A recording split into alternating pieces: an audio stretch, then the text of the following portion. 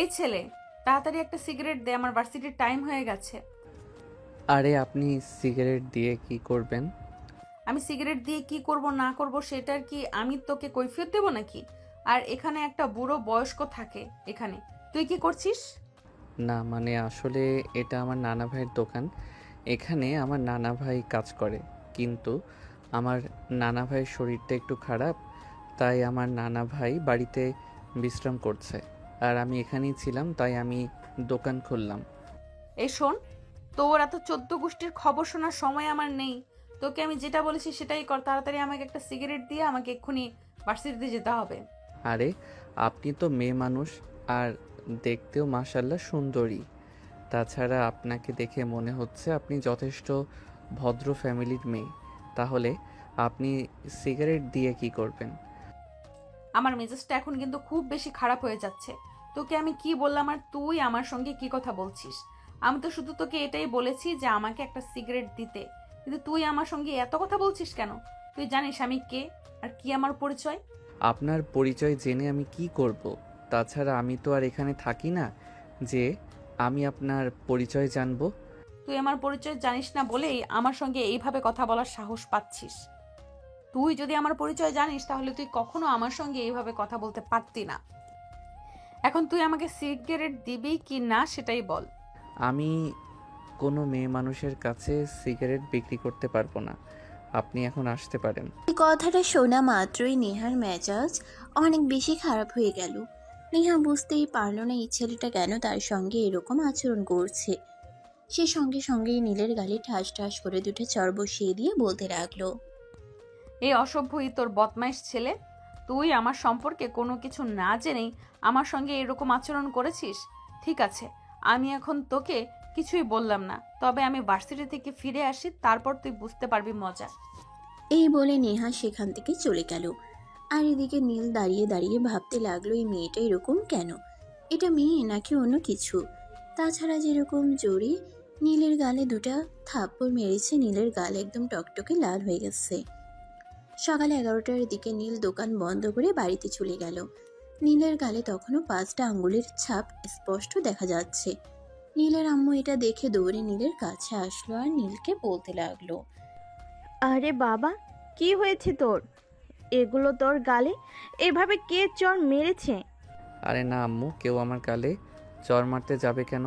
আসলে এই এলাকায় এত বেশি মশা মাছি মশা আমার গালে কামড় দিয়েছিল, তাই আমি নিজেই মশা মারতে গিয়ে এই অবস্থা হয়ে গেছে। একদম আমার সঙ্গে মিথ্যা কথা বলার চেষ্টা করবি না। আমি খুব ভালোভাবেই বুঝতে পারছি এটা অন্য কেউ মেরেছে। তুই আমাকে বল যে কে মেরেছে, আর কার এত বড় সাহস যে আমার ছেলের গায়ে হাত তুলে। উফ আম্মু, তোমাকে বললাম তো, তুমি অযথাই টেনশন করছো। আমার কিছুই হয়নি, আমি একদম ঠিক আছি। এখানে মশাই কামড় দিয়েছিল। তুমি এখন যাও তো, আমার জন্য খাবার নিয়ে আসো। আমার খুব ক্ষুধা পেয়েছে, আমাকে এক্ষুনি কিছু খেতে হবে। এই বলে নীল সেখান থেকে পাশ কাটিয়ে চলে গেল। তারপর ফ্রেশ হয়ে এসে খাবার খেয়ে ঘুমিয়ে পড়ল। সেদিন বিকেলবেলা হঠাৎ বাড়ির উঠোনে কারোর চেঁচামেচিতে নীলের ঘুম ভেঙে গেল। চোখ কসলাতে কসলাতে সে বারান্দায় এসে দাঁড়ালো আর দেখতে পেল সকালবেলার সেই মেয়েটি।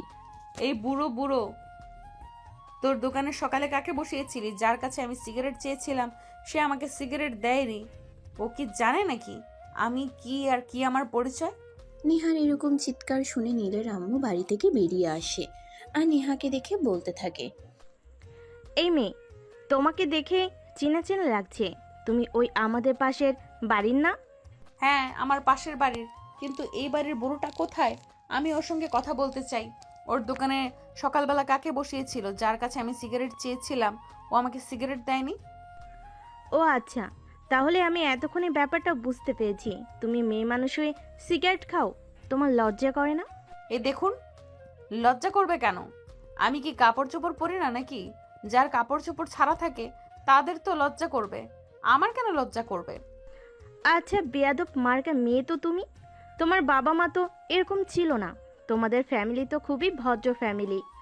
ভদ্র ফ্যামিলি থেকে তুমি জন্ম নিয়েছো, এটা তো বোঝাই যায় না তোমাকে দেখে। তুমি এরকম কেন? দেখুন আপনি একদম আমার ফ্যামিলি নিয়ে কথা বলবেন না। আমার ফ্যামিলির যেমন ইচ্ছে তেমন, আর আমি আমার মতন। আমাকে আমার ফ্যামিলির মতো হতে হবে। এটা কি কোনো হাদিসে লেখা আছে নাকি? এটা তো কোনো হাদিসে লেখা নেই। তাহলে এইভাবে কেন কথা বলছেন? ফ্যামিলির মতো হতে হবে এটা কোনো হাদিসে লেখা নেই, কিন্তু ভদ্র ফ্যামিলি থেকে এরকম অভদ্র মেয়ের জন্ম নেই, এটাও আমি বাপের জন্মে দেখিনি। এই যে শোনেন, আপনার সঙ্গে ফালতু কথা বলার কোনো ইচ্ছে আমার নেই। এইবারের বুড়োটা কোথায়? আমি তার সঙ্গে কথা বলতে চাই, ওনাকে ডেকে দিন। উনি এখানে আসতে পারবে না, ওনার শরীর খারাপ, উনি নিজের রুমে বিশ্রাম নিচ্ছেন। তুমি এখন এখান থেকে চলে যাও। আমি যখন ওনার সঙ্গে কথা বলতে এসেছি তখন কথা বলে তারপরে যাব। কথা বলা শেষ হওয়ার আগে আমি এখান থেকে এক পাও নড়বো না। এই বলে নেহা নীলের আম্মুকে পাশ কাটিয়ে বাড়ির ভেতর ঢুকে গেল আর সোজা নীলের নানা ভাইয়ের রুমে চলে গেল। আর এতক্ষণ ধরে এগুলো নীল দাঁড়িয়ে দাঁড়িয়ে দেখছিল, আর তখনই নেহার সামনে এসে দাঁড়ালো। এই মেয়ে, আপনি এখানেই দাঁড়ান। কি সমস্যা আপনার? আমি তো সেটাই বুঝতে পারছি না। আপনি সকালবেলা দোকানে ঝামেলা করলেন, এখন আবার এখানে এসে ঝামেলা কেন করছেন? তোর এত বড় সাহস, তুই এখন আবার আমার সামনে এসে দাঁড়িয়েছিস? সকালবেলা থাপ্পড় কি তোর লজ্জা হয়নি? দেখছি তোর কি আরো কিছু খাওয়া চাই নাকি? এবার আর থাপ্পড় খাবো না। এবার যদি কিছু খেতে হয় তাহলে অন্য কিছু খাবো, বুঝতে পেরেছেন? মানে? মানে আপনার যা বোঝার আপনি তাই বুঝে নেন। আমি আপনাকে এত মানে বুঝিয়ে বলতে পারবো না, বুঝতে পেরেছেন? আপনি এখন এখান থেকে আসুন। আর যদি আমি এখান থেকে না যাই তাহলে তুই কি করবি? তারপর আমাকে যা করতে হয় আমি তাই করব। সে ব্যাপারে তো আর আমি আপনাকে কৈফিয়ত দেব না। ও তাই নাকি? আচ্ছা ঠিক আছে, তাহলে আমিও দেখতে চাই তুই কি করতে পারিস আর কি করার ক্ষমতা তোর আছে। কথাটা বলতে দেরি হলো, কিন্তু নীল তাকে কোলে তুলে নিতে এক মুহূর্তও দেরি করলো না। নীল তখনই তাকে কোলে তুলে নিল আর সোজা তার বাড়ির সামনে নিয়ে আসলো। আর তারপর বলল, এই নিন, এবার আপনাকে আপনার বাড়ি পর্যন্ত পৌঁছে দিয়েছি। নিজ দায়িত্বে বাড়ির ভেতর চলে যান। তোকে তো আমি তুই ওখানে আম্মু দাঁড়িয়ে ছিল তাই কিছু বলতে পারিনি। তবে আপনি মনে মনে এটা চিন্তা করবেন না যে এখনও আমি আপনাকে ছেড়ে দিয়ে কথা বলবো। এখন আপনি আমাকে একটা কথা বললে আমি আপনাকে 100টা কথা শোনাবো। জানিস আমি কি আর কি আমার পরিচয়? আরে ম্যাডাম, আপনাকে তো আমি আরও আগেই বলে দিয়েছি কে আপনি আর কি আপনার পরিচয়। সেই সব জানার বিন্দুমাত্র আগ্রহ আমার নেই। এখন আমি আপনাকে আপনার বাড়ি পর্যন্ত পৌঁছে দিয়েছি। নিজ দায়িত্বে বাড়ির ভিতরে চলে যান। আর আপনি যদি সেটাও করতে না পারেন তাহলে আপনি বলুন, আমি আপনাকে আপনার বেডরুম পর্যন্ত পৌঁছে দিয়ে আসবো। তোর সাহস দেখে আমি অবাক না হয়ে পারছি না। তবে কোনো চিন্তা করিস না, আমি আমার বয়ফ্রেন্ডকে এক্ষুনি ফোন দিয়ে বলে দেব, আর তারপর তোর কি অবস্থা করে সেটা তুই দেখিস। ও মা গো, তাই নাকি? আচ্ছা ঠিক আছে, তাহলে আমি এক্ষুনি এখানে দাঁড়িয়ে অপেক্ষা করছি। আপনি আপনার বয়ফ্রেন্ডকে ফোন করুন। তুই এমনভাবে কথা বলছিস যেন তুই আমার বয়ফ্রেন্ডকে চিনিস। চেনার জন্যই তো বলছি, প্লিজ আপনি তাড়াতাড়ি ফোন করুন। আপনার বয়ফ্রেন্ডকে দেখে আমি আমার চোখ দুটোকে ধন্য করি। আমার বয়ফ্রেন্ড এখানে থাকে না, আমার বয়ফ্রেন্ড ঢাকায় থাকে। মাফিয়া কিং নীল ইমতিয়াজের নাম নিশ্চয়ই শুনেছিস। নেহার এই কথা শুনে নীল হাসবে না কাঁদবে কিছুই বুঝতে পারছে না, কারণ নেহা যার কথা বলছে এই মানুষটা নীল নিজেই। নীলের আরেক নাম নীল ইমতিয়াজ, সবাই তাকে নীল বলেই ডাকে। তখনই নীল একটু শয়তানি মার্কা হাসি দিয়ে নেহাকে বলতে থাকে, ও মা তাই নাকি? নীল ইমতিয়াজ ভাইয়া আপনার বয়ফ্রেন্ড? হ্যাঁ, কেন? তোর কোনো সন্দেহ আছে নাকি? না, আমার কেন সন্দেহ থাকতে যাবে কেন? এমনি বললাম আর কি। ভাবি তাহলে আপনি তো মাফিয়ার বউ, আপনি কি লেডি মাফিয়া নাকি? হ্যাঁ, কেন? আমাকে দেখে কি তোর সেরকম মনে হয় নাকি? না মানে আসলে আমি যতদূর জানি নীল ইমতিয়াজ প্রেম তো অনেক দূরের কথা, মেয়েদের সঙ্গে খুব একটা কথাও বলে না। তাছাড়া তার নাম শুনেছি শুধু শহরের খুব বড়লোক মাপের মানুষেরাও তার চেহারা দেখেছে বলে আমার মনে হয় না। আর আপনি কি না গ্রামে থেকে ওকে চিনেন আর ওর সঙ্গে প্রেম করেন? হ্যাঁ, সেটা কি তুই দেখতে পাচ্ছিস না নাকি? আমি গ্রামে থাকি বলে কি হয়েছে? আমি তো সবার সামনে শো অফ করতে পছন্দ করি না, তাই আমি আড়ালেই থাকি। ও আচ্ছা, তাই নাকি? তাহলে তো আপনি খুব ভালো মানুষ। আচ্ছা, আপনি একটা কাজ করতে পারবেন? আপনার বয়ফ্রেন্ডের সঙ্গে আমাকে একবার একটু দেখা করিয়ে দিতে পারবেন? ওনার সঙ্গে আমার একটু দরকার ছিল। আমার বয়ফ্রেন্ডের সঙ্গে আপনার কি দরকার সেটা আপনি আমার সঙ্গে বলুন, আমি পারলে আপনাকে করে দেব। কিন্তু আমি কেন আপনাকে আমার বয়ফ্রেন্ডের সঙ্গে দেখা করিয়ে দেব? আমার বয়ফ্রেন্ড যার তার সঙ্গে দেখা করে না। কিন্তু ম্যাডাম, আমার ওনার সঙ্গে দরকার, আমার ওনাকেই বলতে হবে। প্লিজ, আপনি তো খুব ভালো মনের মানুষ, তাই আমাকে ওনার সঙ্গে একটু দেখা করিয়ে দিন। আমি আপনার কাছে চিরকৃতজ্ঞ থাকব।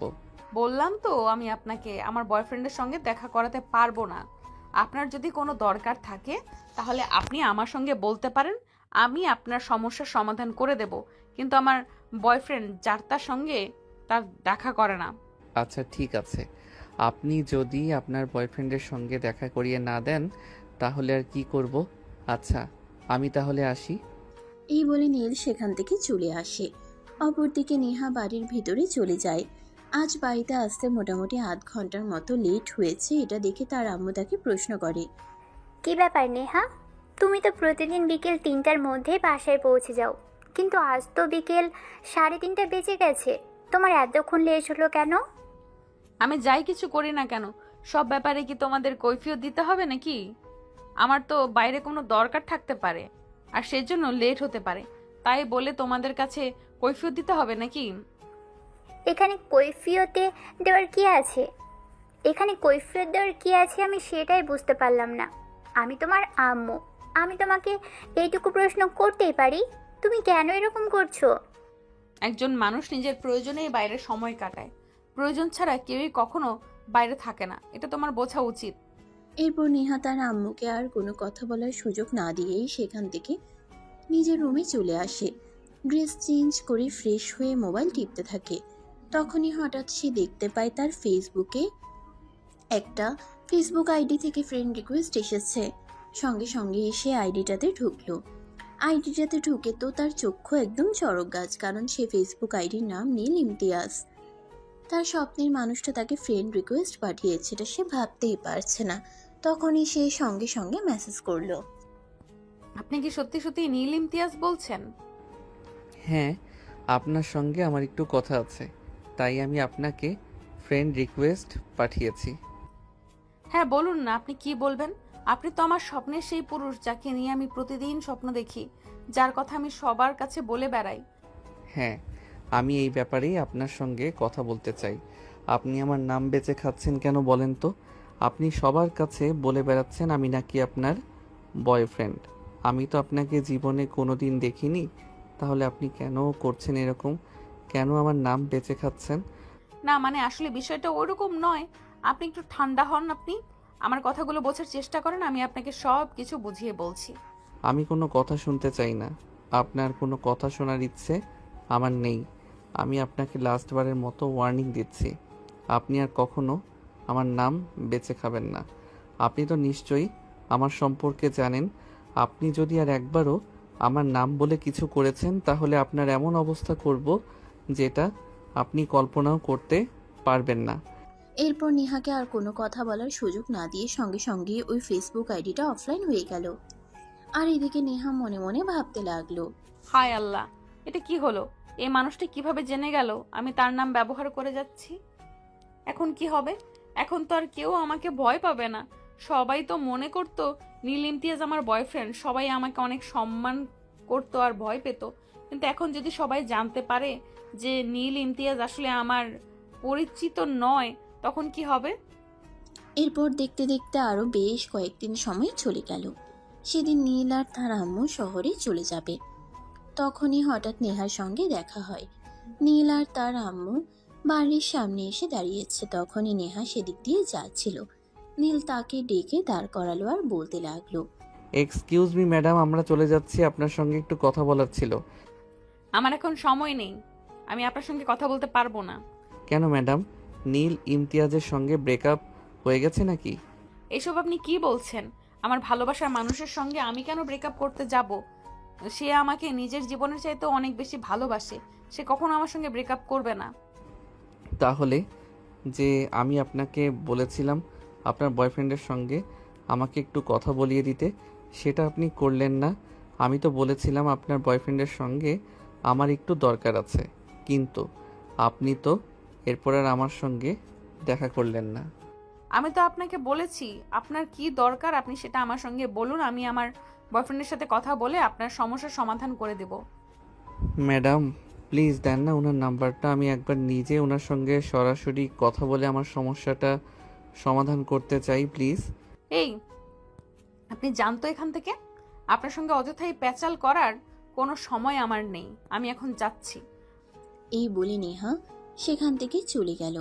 আর এদিকে নীল মুচকি মুচকি হাসতে লাগলো। এটা দেখে তার আম্মু বলতে লাগলো, কি ব্যাপার নীল, এই মেয়েটার সঙ্গে তুই কি ব্যাপারে কথা বলছিলি? আমি তো কিছুই বুঝতে পারলাম না। না আম্মু, সেরকম কোনো ব্যাপার না। আসলে উনি আমার সিনিয়র, ক্লাসে পড়াশোনা করেন, তাই পড়াশোনার ব্যাপারেই ওনার সঙ্গে একটু কথা বলছিলাম আর কি। কিন্তু আমার কেন জানি মনে হলো তুই অন্য কোনো বিষয় নিয়ে কথা বলতেছিলি। না আম্মু, একদমই সেরকম কোনো বিষয় নয়, এমনি চলো না যাওয়া যাক। এই বলে নীল তার আম্মুকে নিয়ে গাড়িতে উঠে বসে আর ঢাকার উদ্দেশ্যে রওনা দিল। ঢাকায় এসে পৌঁছাতে সন্ধ্যা হয়ে গেল। নীল বাসে এসে ফ্রেশ হয়ে শুয়ে লম্বা একটা ঘুম দিল। ঘুম ভাঙল রাত 11টায় তার মায়ের ডাকে। ঘুম থেকে উঠে রাতের খাবার খেয়ে তারপর আবারও বিছানায় চলে যায় আর মোবাইল টিপাটিপি করতে থাকে। তখনই হঠাৎ তার মনে পড়ল নেহার কথা।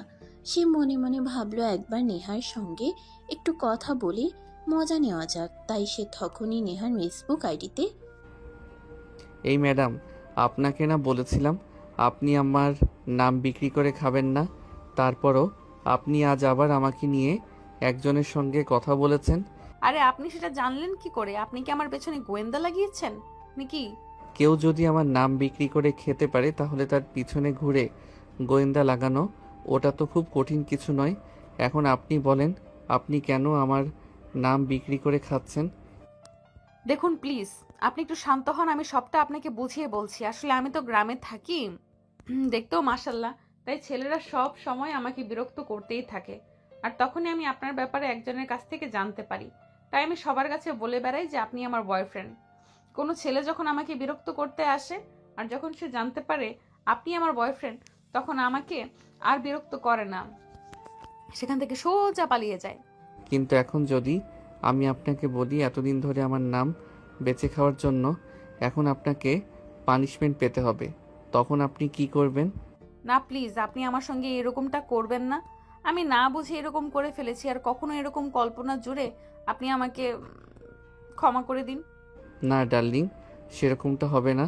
তুমি যখন ভুল করেছো তখন ভুলের মাসুল তোমাকে দিতেই হবে, পানিশমেন্ট তোমাকে পেতেই হবে। পানিশমেন্ট পাওয়া ছাড়া তোমার আর কোনো পথ খোলা নেই। প্লিজ আপনি আমাকে ক্ষমা করে দিন, আমি আর কখনোই এমন করব না, এই যে আপনাকে কথা দিচ্ছি। আপনার কথাই তো আমার সেরকম কোনো লাভ হবে না, তাই আমি ঠিক করেছি আপনি যখন সবার কাছে বলে বেরিয়েছেন যে আমি আপনার বয়ফ্রেন্ড, তাই আমি আপনাকে আমার গার্লফ্রেন্ড বানাতে চাই। শুধু গার্লফ্রেন্ড বললে ভুল হবে, আমি আপনাকে আমার বউ বানাতে চাই। না, দয়া করে আপনি এরকমটা করবেন না। আপনার মতো মাফিয়া আর বউ হওয়ার কোনো ইচ্ছে আমার নেই। প্লিজ আপনি আমাকে ক্ষমা করে দিন। আপনি কোনোদিনও ক্ষমা পাবেন না, আপনাকে আমার বউ হতেই হবে। এরপর নেহাকে আর কোনো কথা বলার সুযোগ না দিয়ে নীল ডাটা অফ করে অফলাইন হয়ে গেল আর বিছানায় শুয়ে ঘুমিয়ে পড়ল। আর এদিকে নেহা মনে মনে ভাবতে লাগলো, হায় আল্লাহ, এটা আমি কি করলাম? নিজের বিপদ নিজেই ডেকে আনলাম কেন? আমি এরকমটা করতে গিয়েছিলাম, এখন কি আমাকে সত্যি সত্যি ওই মাফিয়ার বউ হতে হবে? তাহলে তো আমার জীবনটাই বরবাদ হয়ে যাবে। এইসব ভাবতে ভাবতেই আরো 2 দিন চলে গেল। সেদিন হঠাৎ করেই নেহার বাসার সামনে কুরিয়ার অফিস থেকে একজন লোক আসলো। আপনাদের বাড়ির ঠিকানা দিয়ে নেহা নামের একজনের কাছে এই পার্সেলটা এসেছে। আমিও রাম্মু, আমার মেয়েকে আবার কে পার্সেল পাঠালো? কে পাঠিয়েছে তার নাম ঠিকানা তো এখানে কিছু লেখা নেই, তবে এখানে আপনাদের বাড়ির ঠিকানাটা দেওয়া আছে আর আপনার মেয়ের নাম লেখা আছে। আপনার মেয়েকে বলুন পার্সেলটা রিসিভ করতে, আমার আবার কাজ আছে, যেতে হবে। আচ্ছা ঠিক আছে, আপনি এখানে দাঁড়ান, আমি আমার মেয়েকে ডেকে দিচ্ছি। এই বলে নেহার আম্মু সেখান থেকে বাড়ির ভিতরে চলে গেল। নেহা তখন নিজের রুমে বসে পড়াশোনা করছিল। নেহার আম্মু নেহার রুমে গিয়ে নেহাকে বলতে লাগলো, নেহা, কেউ একজন তোমার নামে একটা পার্সেল পাঠিয়েছে, কিন্তু কে পাঠিয়েছে তার নাম ঠিকানা কোনো কিছুই দেওয়া নেই। রাইডার তোমাকে পার্সেল দিতে এসেছে, বললো পার্সেল রিসিভ করতে। আরে আমাকে আবার কে পার্সেল পাঠাবে? আমি তো সেটাই বুঝতে পারছি না। আচ্ছা ঠিক আছে, তুমি যাও, আমি দেখছি। এই বলে নেহার রুম থেকে বের হয়ে বাড়ির বাইরে আসে আর দেখে রাইডার দাঁড়িয়ে আছে। তখন সে রাইডারের কাছে জিজ্ঞাসা করে, দেখুন, আমার মনে হয় আপনি জানেন এই পার্সেলটা কে পাঠিয়েছে, তাই আমাকে বলুন কে পাঠিয়েছে। আমি জানলে অবশ্যই আপনাকে বলতাম। আমি সত্যি জানি না এই পার্সেলটা আপনাকে কে পাঠিয়েছে। যাই হোক, আপনি এখানে একটা সাইন করে দিন। আমার আবার অনেকগুলো পার্সেল জমা পড়ে আছে, এগুলো ডেলিভারি করতে হবে। আচ্ছা ঠিক আছে, দিন, আমি সাইন করে পার্সেল রিসিভ করছি। এই বলে নেহা রাইডারের কাছ থেকে পার্সেলটা রিসিভ করে নেয় আর বাসার ভিতরে চলে যায়। তখনই তার মনে কৌতূহল জাগলো কে এই পার্সেলটা পাঠিয়েছে আর এর ভিতরে কি আছে। এসব চিন্তা করতে করতে সে পার্সেলটা খুলতে লাগলো। পার্সেলটা খুলে এসে দেখতে পেল এর ভিতরে একটা শাড়ি আর কিছু অর্নামেন্টস রাখা আছে। সে ভাবতেই পারছে না এগুলো। তখনই হঠাৎ তার মনে পড়লো কেউ হয়তো ভুল করে এগুলো তার ঠিকানায় পাঠিয়ে দিয়েছে। যাই হোক, যদি এরকমটাই হয় তাহলে কেউ না কেউ তো অবশ্যই যোগাযোগ করবে। এগুলো ভাবতে ভাবতেই নেহা পার্সেলটা রেখে দিল। সেদিন রাতের বেলা হঠাৎ করে একটা আননোন নাম্বার থেকে ফোন আসলো। নেহা ফোনটা রিসিভ করতেই অপর প্রান্ত থেকে শুনতে পেল, হ্যালো মাই ডিয়ার সুইটার, আমার গিফট তোমার পছন্দ হয়েছে? কে আপনি আর কিসের গিফটের কথা বলছিলাম যে সেটাই বুঝতে পারছি না। উফ সুইটার, আমি সেই তোমার কল্পনার বয়ফ্রেন্ড। আমি তোমার জন্য আজ একটা শাড়ি আর কিছু অর্নামেন্টস গিফট পাঠিয়েছি। তুমি কি সেগুলো পেয়েছো কিনা এটাই জানতে চেয়েছি। ও, তার মানে এই জিনিসগুলো আপনিই পাঠিয়েছেন আমাকে? হ্যাঁ, এগুলো আমি তোমাকে পাঠিয়েছি আর এগুলো কাল পড়বে আর তারপর আমাকে ছবি পাঠাবে। আমি দেখতে চাই তোমাকে দেখতে কেমন। আমি অচেনা অজানা কারোর গিফট নেই না। আর আমি এটা রিসিভ করেছি, কিন্তু তার মানে এই নয় যে আমি এটা ব্যবহার করব। আমি এটা কোনোদিনও ব্যবহারও করব না। আপনি আপনার ঠিকানা দিন, আমি এটা আপনাকে রিটার্ন করতে চাই। ও মা, তুমি এমন কথা বলছো কেন? আমি না তোমার বয়ফ্রেন্ড? আর বয়ফ্রেন্ডের দেওয়া গিফট কেউ কখনো ফিরিয়ে দেয় নাকি? তুমি কাল এগুলো পড়বে আর এগুলো পড়ে তারপর আমাকে ছবি তুলে পাঠাবে। এটাই আমার শেষ কথা। আচ্ছা, আপনি আমাকে একটা কথা বলুন, আপনি আমার নাম্বার কোথায় পেয়েছেন? নাম্বার পাওয়া খুব কঠিন কিছু নয়। আমি যেখানে তোমার ফেসবুক আইডি জোগাড় করতে পেরেছি সেখানে তোমার নাম্বার পাওয়াটা কি আমার জন্য খুব কঠিন কিছু? যাই হোক, তোমাকে যেটা বলেছি সেটাই করবে। কাল আমার দেওয়া গিফটগুলো পড়ে তারপর আমাকে ছবি পাঠাবে। আমি আপনাকে বললাম না আমি অপরিচিত কারো কাছ থেকে দেওয়া কোনো কিছু ব্যবহার করি না। দেখো, তুমি কিন্তু আমার সম্পর্কে ডিটেলসে সব কিছুই জানো, তাই এমন কিছু করবে না যাতে আমি প্রচণ্ড পরিমাণ ক্ষেপে যাই। আর যদি আমি ক্ষেপে যাই তাহলে এর পুরো নাম কী হবে সেটা কিন্তু তুমি আন্দাজ করতে পারছো। সো যা করবে চিন্তা ভাবনা করে করবে। এই বলে দিল ফোনটা কেটে দিল। আর নেহা মনে মনে ভাবতে লাগলো, কেন নিজে নিজেই খাল কেটে কুমির আনতে গেলাম?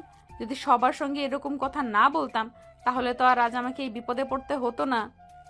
যাই হোক, যা হয় দেখা যাবে। এই বলে নেহা ফোনটা রেখে নিজেরই কাজ করতে থাকে। পরের দিন দুপুর 2টার দিকে নেহার নাম্বারে একটা মেসেজ আসে।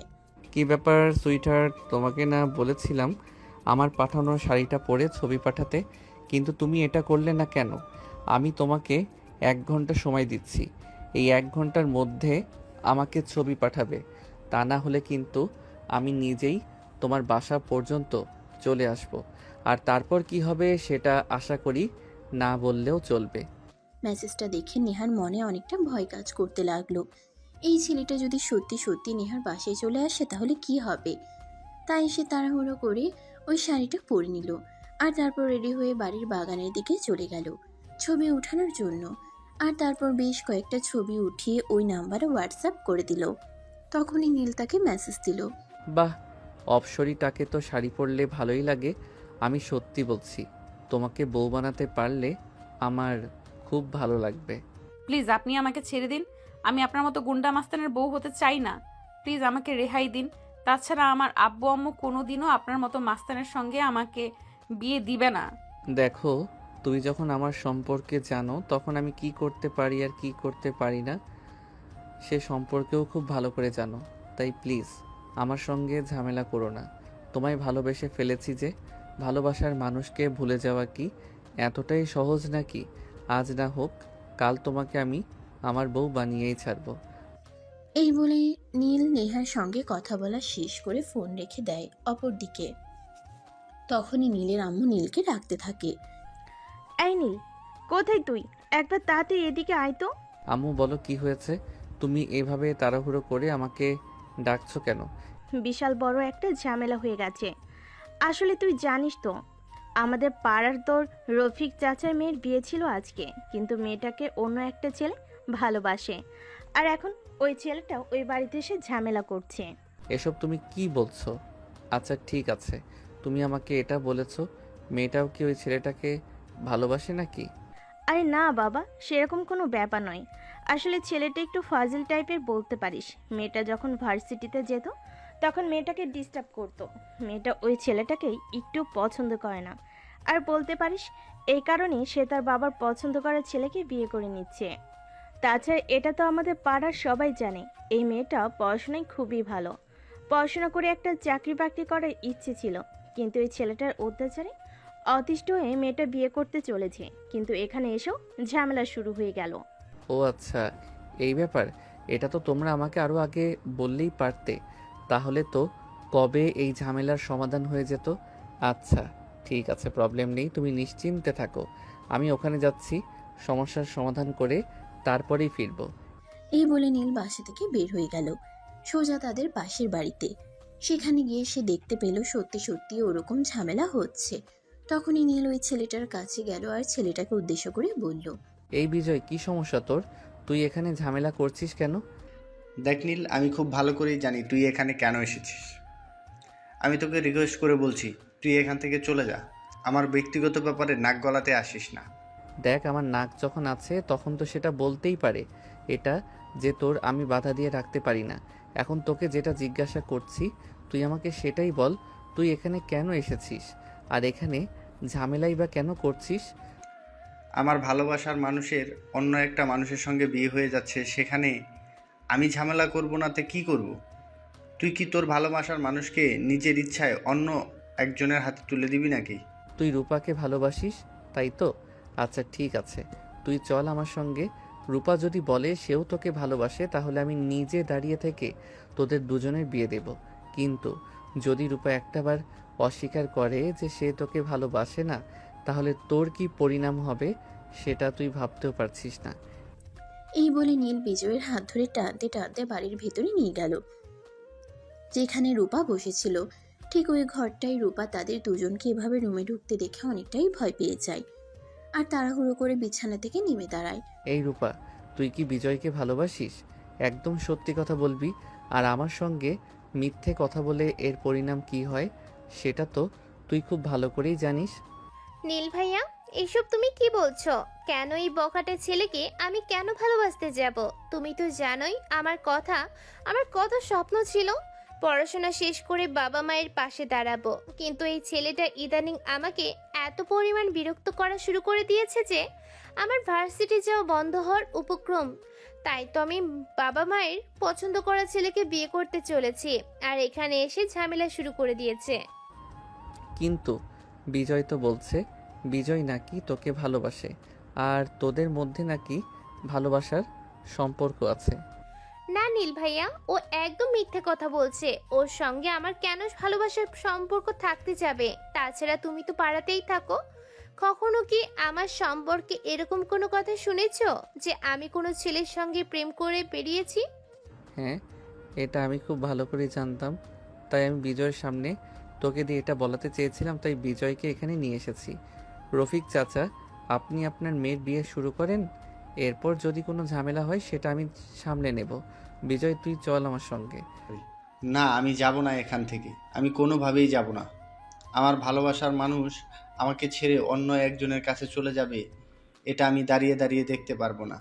আমি আমার ভালোবাসার মানুষকে কোনোভাবেই হারাতে পারবো না। রূপা কি বলেছে সেটা তুই শুনতে পাসনি নাকি? রূপ তার মা বাবার হয়ে মিথ্যে কথা বলেছে, কিন্তু রূপকে আমি ভালোবাসি। সেও আমাকে ভালোবাসে।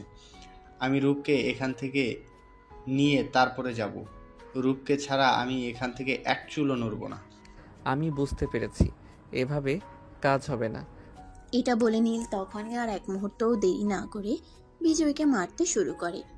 এমন মার মারে বিজয় উঠে দাঁড়ানোর শক্তি পর্যন্ত রাখে না, আর তারপর সেখান থেকে সোজা হসপিটালে পাঠিয়ে দেয়। আর এদিকে রূপার বিয়েও প্রায় শেষের পথে। তখনই নীল আবার রূপার সঙ্গে দেখা করতে আসে। রূপা, ঝামেলা সব শেষ করে দিয়েছি, এখন তুই নিশ্চিন্ত মনে শ্বশুর বাড়ি যেতে পারিস। বিজয় আর কোনোদিন তোর সামনে এসে দাঁড়ানোর সাহসটাও দেখানোর সাহস পাবে না। তোমাকে অসংখ্য ধন্যবাদ নীল ভাইয়া। তুমি না থাকলে আজ হয়তো আমার বিয়েটাই হতো না, আর সারা জীবন হয়তো আমাকে একটা সমস্যার সম্মুখীন হয়ে বেঁচে থাকতে হতো। আরে, ধন্যবাদ দেওয়ার কি আছে? তুই তো আমার বোনের মতোই, আর ভাই হয়ে বোনের এইটুকু উপকার যদি করতে না পারি তাহলে আমি কেমন? আচ্ছা ঠিক আছে, এখন তুমি নিশ্চিন্ত মনে শ্বশুর বাড়ি যাও। এই বলে নীল বাড়িতে ফিরে আসে, আর বাড়িতে ফিরে আসতে তার আম্মু তাকে বলতে থাকে। কি ব্যাপার নীল, ঝামেলা শেষ করে এসেছিস তো? এটা নিয়ে আবার পরবর্তীতে কোনো ঝামেলা হবে না তো? না, একদমই হবে না। আর তুমি তো তোমার ছেলের সম্পর্কে খুব ভালো করেই জানো। তোমার ছেলে যখন কোনো সমস্যা সমাধান করতে যায় তখন সেটা সমাধান না হওয়া পর্যন্ত সে এর পিছু ছাড়ে না। হ্যাঁ, সেটা তো আমি জানি, আর জানি বলেই তো তোকে পাঠিয়েছি। আচ্ছা ঠিক আছে, এখন নিজের রুমে গিয়ে বিশ্রাম কর। আমি তোর জন্য খাবার পাঠিয়ে দিচ্ছি, খাবারটা খেয়ে নিস। নীল তখন কোনো কথা না বলে নিজের রুমে চলে গেলে কিছুক্ষণ পর আম্মু তার ছোট বোনকে দিয়ে তার জন্য খাবার পাঠায়। অপরদিকে নীল নেহাকে মেসেজ করছিল। আমার জান পাখিটা কে করছে? মেসেজটা নেহার কাছে পৌঁছানোর আগেই নীলের ছোট বোন প্রিয়া সেটা দেখে ফেলে। কি ব্যাপার, আমার হাপা কুপা ভাইটাও দেখছি প্রেমে পড়তে শুরু করছে নাকি? ওই দেখো, একদম বেশি কথা বলার চেষ্টা করবি না। আমি প্রেম করতে যাব কেন? আর তোকে কে বলেছে আমি প্রেম করছি? এই তো আমি দেখতে পেলাম তুমি কাউকে কিছু একটা মেসেজ করলে, আর আমাকে দেখে তাড়াহুড়া করে মোবাইলটা লুকিয়ে ফেললে। এটা মানুষ তখনই করে যখন মানুষ কারো প্রেমে পড়ে। দেখ, একদম বেশি পাকনামো করবি না, তাহলে কিন্তু চটকানা মেরে তোর সবকটা দাঁত ফেলে দিব বলে দিলাম। এত কথা বলতে তোকে কে বলেছে? আরে ভাই, আমি এত কথা কোথায় বললাম? আচ্ছা প্লিজ একটাবার দেখা না, আমার হুবো ভাবিটাকে দেখা না। দেখি আমার হুবো ভাবি কতটা সুন্দর, যার মুখ দেখে আমার ভাই প্রেমে পড়ে গেছে। যেখানে কিনা আমার ভাই কোনো মেয়ের সঙ্গে নিজে থেকে কথাই বলতে চায় না। তুই যাবি এখান থেকে না মায়ের খাবি? কোনটা করবি তুই সেটাই ঠিক কর। এখানে দাঁড়িয়ে থেকে মায়ের খাওয়ার কোনো ইচ্ছাই নেই আমার। আমি এখান থেকে চলে যাচ্ছি। এই বলে প্রিয়া সেখান থেকে চলে গেল, আর নীল খাবার খেয়ে বিশ্রাম নিতে লাগলো। পরের দিন সকালবেলা ঘুম থেকে উঠে প্রিয়া নীলকে ডাকতে থাকে। এই ভাইয়া ভাইয়া, কোথায় তুই? এখনো ঘুম থেকে উঠছিস না কেন? তাড়াতাড়ি একটু ঘুম থেকে উঠ, আমাকে আজকে কলেজে পৌঁছে দিবি। সাত সকালবেলা আমার ঘুমের 12টা না বাজালে তোর ভালো লাগে না বুঝি? কেন তুই আমাকে ঘুম থেকে ডেকে তুলেছিস? তুই তো খুব ভালো করে জানিস সকাল সকাল আমি ঘুম থেকে উঠতে পারি না। আরে ভাইয়া, আমার ড্রাইভার আঙ্কেলের শরীরটা আজকে ভালো নেই, তাই উনি আমাকে কলেজে পৌঁছে দিতে পারবেন না। তো কি হয়েছে? আজ কলেজে যেতে হবে না? একদিন কলেজে না গেলে সেরকম কোনো ক্ষতি হবে না। আরে ভাইয়া, তুমি জানো না আগামী সপ্তাহ থেকে আমাদের পরীক্ষা শুরু হতে চলছে। এখন প্রত্যেকটা ক্লাস করা আমার জন্য খুবই ইম্পর্টেন্ট, তাই একটু তুই আমাকে আজ কলেজে পৌঁছে দিয়ে আয়। দূর, একটু শান্তি মতো ঘুমাতেও দিলি না। আচ্ছা ঠিক আছে, যা রেডি হও, আমি আসছি। এই বলে নীল বিছানা থেকে নেমে ফ্রেশ হয়ে তৈরি হয়ে নিল। তারপর প্রিয়াকে নিয়ে তার কলেজে চলে আসলো। প্রিয়া গাড়ি থেকে নামার পর নীল গাড়ি থেকে নামলো। তখনই হঠাৎ কলেজের কিছু বখাটে ছেলে প্রিয়াকে উদ্দেশ্য করে বলতে থাকলো। সুন্দরী, কি ব্যাপার? প্রতিদিন তো ড্রাইভার নিয়ে কলেজে আসিস, আর আজ দেখছি একদম বয়ফ্রেন্ডের নিয়ে চলে এসেছিস। একদম মুখ সামলে কথা বলবি। তারপর কিছু বলতে চাইলে নীল তাকে কিছু বলতে না দিয়ে ক্লাসরুমে চলে যেতে বলে, আর প্রিয়াকে এটা বলল যে সে এই ব্যাপারটা দেখে নেবে। এদিকে প্রিয়া তার ভাইয়ার কথা অক্ষরে অক্ষরে পালন করে, তাই সে কোনো কথা না বলে চুপচাপ নিজের ক্লাসরুমে চলে গেল। আর এদিকে বখাটে ছেলেগুলো প্রিয়াকে দেখে হাসতে লাগলো। ছেলেগুলোর সামনে দাঁড়িয়ে বলতে লাগলো। কি ব্যাপার, তোমরা ওকে নিয়ে এভাবে মজা করছো কেন? মজা করবো না তো কি করবো? এতদিন তো ও ড্রাইভার নিয়ে কলেজে আসতো, আর আজ একদম বয়ফ্রেন্ড নিয়ে কলেজে এসেছে। আমরা যে কলেজে এত সুন্দর হ্যান্ডসাম ছেলেগুলো রয়েছি, আমাদের দিকে একটাবার পাত্তাও দেয় না, আর সেখানে কিনা বাইরে থেকে বয়ফ্রেন্ড নিয়ে আসে। তোমরা কি করে জানলে যে আমি ওর বয়ফ্রেন্ড হই? এখানে জানার আর বোঝার কি আছে, দেখেই মনে হচ্ছে। দেখো, চোখের দেখা সব সময় ঠিক হয় না, লোকের দেখাই ভুল থাকতে পারে। তাই আমি তোমাদেরকে একটু ওয়ার্নিং দিয়ে যাচ্ছি, কোনো মেয়েকে ইফটিজিং করার আগে বুঝে নিবে এটা তার বয়ফ্রেন্ড নাও হতে পারে। আর ইফটিজিং করবেই বা কেন? তোমরা তো কলেজে পড়াশোনা করতে এসেছো, এখানে কোনো মেয়েকে টিচ করার অধিকার তো তোমাদের নেই। নীলের এই কথাটা শুনে উপস্থিত সবকটা ছেলে হো হো করে হাসতে লাগলো আর বলতে লাগলো। এরা শুনেছিস কি বলেছে? কলেজের সিনিয়র আমরা, বুঝতে পারছো? এখানে আমরা কি করব না করব সেটা আমাদের ব্যক্তিগত ব্যাপার, এখানে আমাদের সঙ্গে না গলাতে এসো না। আরে ভাই, আমি তোমাদের সঙ্গে নাক গলাতে কেন যাব? শুধু তোমাদেরকে ছোট্ট একটা ভুল ধরিয়ে দিতে চাই। তোমরা হয়তো জানো না কার সঙ্গে তোমরা টিচ করছো। ওমা, তাই নাকি? তাহলে তুই বলে দে আমরা কার সঙ্গে ঠিক করেছি। আমি বললে তো তোমাদেরকে এখানে বলতে পারবো না। আমি যদি তোমাদেরকে এটা বলি তাহলে তোমাদেরকে আমার সঙ্গে একটু বাইরে যেতে হবে, কারণ এটা তো কলেজ ক্যাম্পাস, এটা শিক্ষা প্রতিষ্ঠান। এখানে সবাই শিক্ষা গ্রহণ করতে আসে, কুশিক্ষা নয়। ও তাই নাকি? আচ্ছা ঠিক আছে, চলো তাহলে। চলো আমার সঙ্গে। এই বলে নীল ওই ছেলেগুলোকে নিয়ে সোজা একটা খোলা মাঠে চলে আসলো। ছেলেগুলো গাড়ি থেকে নেমে চারপাশটা একবার ভালো করে দেখে নিল, আর তারপর নীলের দিকে তাকিয়ে বলতে লাগলো। এই, তুই আমাদেরকে এখানে নিয়ে এসেছিস কেন? ও মা, তোমরাই না একটু আগে বললে কার সঙ্গে টিচ করছো এটা জানতে চাও। এটা জানানোর জন্যই তো আমি তোদেরকে এখানে নিয়ে আসলাম। এটা একটা খোলা মাঠ। আমার চোখ দুটো একদম সম্পূর্ণ ঠিক আছে, আমি নিজেও দেখতে পাচ্ছি এটা একটা খোলা মাঠ। আর তোমাদেরকে এখানে এই জন্য নিয়ে এসে যে এখানে চারপাশে কেউ নেই, এখানে তোমাদের সঙ্গে যাই কিছু করি না কেন তার স্বাক্ষর প্রমাণ দেওয়ার জন্য কেউ থাকবে না। মানে তুই কি বলছিস? আমি তো কিছুই বুঝতে পারছি না। কিছুই বুঝতে হবে না, আমি তোমাদেরকে বুঝিয়ে দেব। এই বলে নীল সবকটাকে ইচ্ছে মতো পেটাতে শুরু করলো। মার খেয়ে সব কয়টার অবস্থা একদম দফা রফা। সবগুলোকে ইচ্ছা মতো মার দিয়ে তারপর নিয়ে বলতে লাগলো। ঢাকা শহরে থাকিস যখন, তখন নীল ইমতিয়াজের নাম নিশ্চয়ই শুনেছিস, তাই না? হ্যাঁ, কিন্তু তার সঙ্গে আপনার কি সম্পর্ক? আমি নীল ইমতিয়াজ, আর আমার বোনের তার সঙ্গে তোরা টিচ করার চেষ্টা করিস। বস, আমাদের ভুল হয়ে গেছে, প্লিজ আপনি আমাদেরকে ক্ষমা করে দেন। আমরা আর কখনো এরকম করব না। আপনার বোনকে আমরা নিজের বোনের মতো দেখব। এখন থেকে আপনার বোনকে সবসময় আমরা পাহারা দিয়ে রাখবো। প্লিজ আপনি আমাদেরকে ক্ষমা করে দেন, আমরা আপনাকে চিনতে পারিনি। তাহলে এই কথাটা সব সময় মাথায় রাখবি। আমি নীল ইমতিয়াজ, আর আমার বোনের সঙ্গে আর ইফটিজিং করার চেষ্টা করিস, আজকের পর যদি কখনো শুনেছি আমার বোন বাসা থেকে বের হওয়ার পর আর বাসায় পৌঁছানো পর্যন্ত কোনো জায়গায় কোনোভাবে ঝামেলায় পড়েছে, তাহলে এর পরিণাম কিন্তু তোদেরকে ভোগ করতে হবে, এটা মনে রাখিস। ভাই আপনি কোনো চিন্তা করবেন না, আপনার বোন মানে আমাদের সবার বোন, আমরা সবাই তাকে সেফটি দেওয়ার চেষ্টা করব।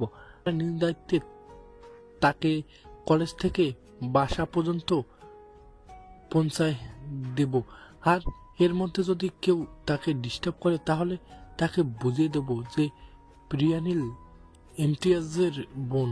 ঠিক আছে, তাহলে এটা সব সময় মাথায় রাখবি।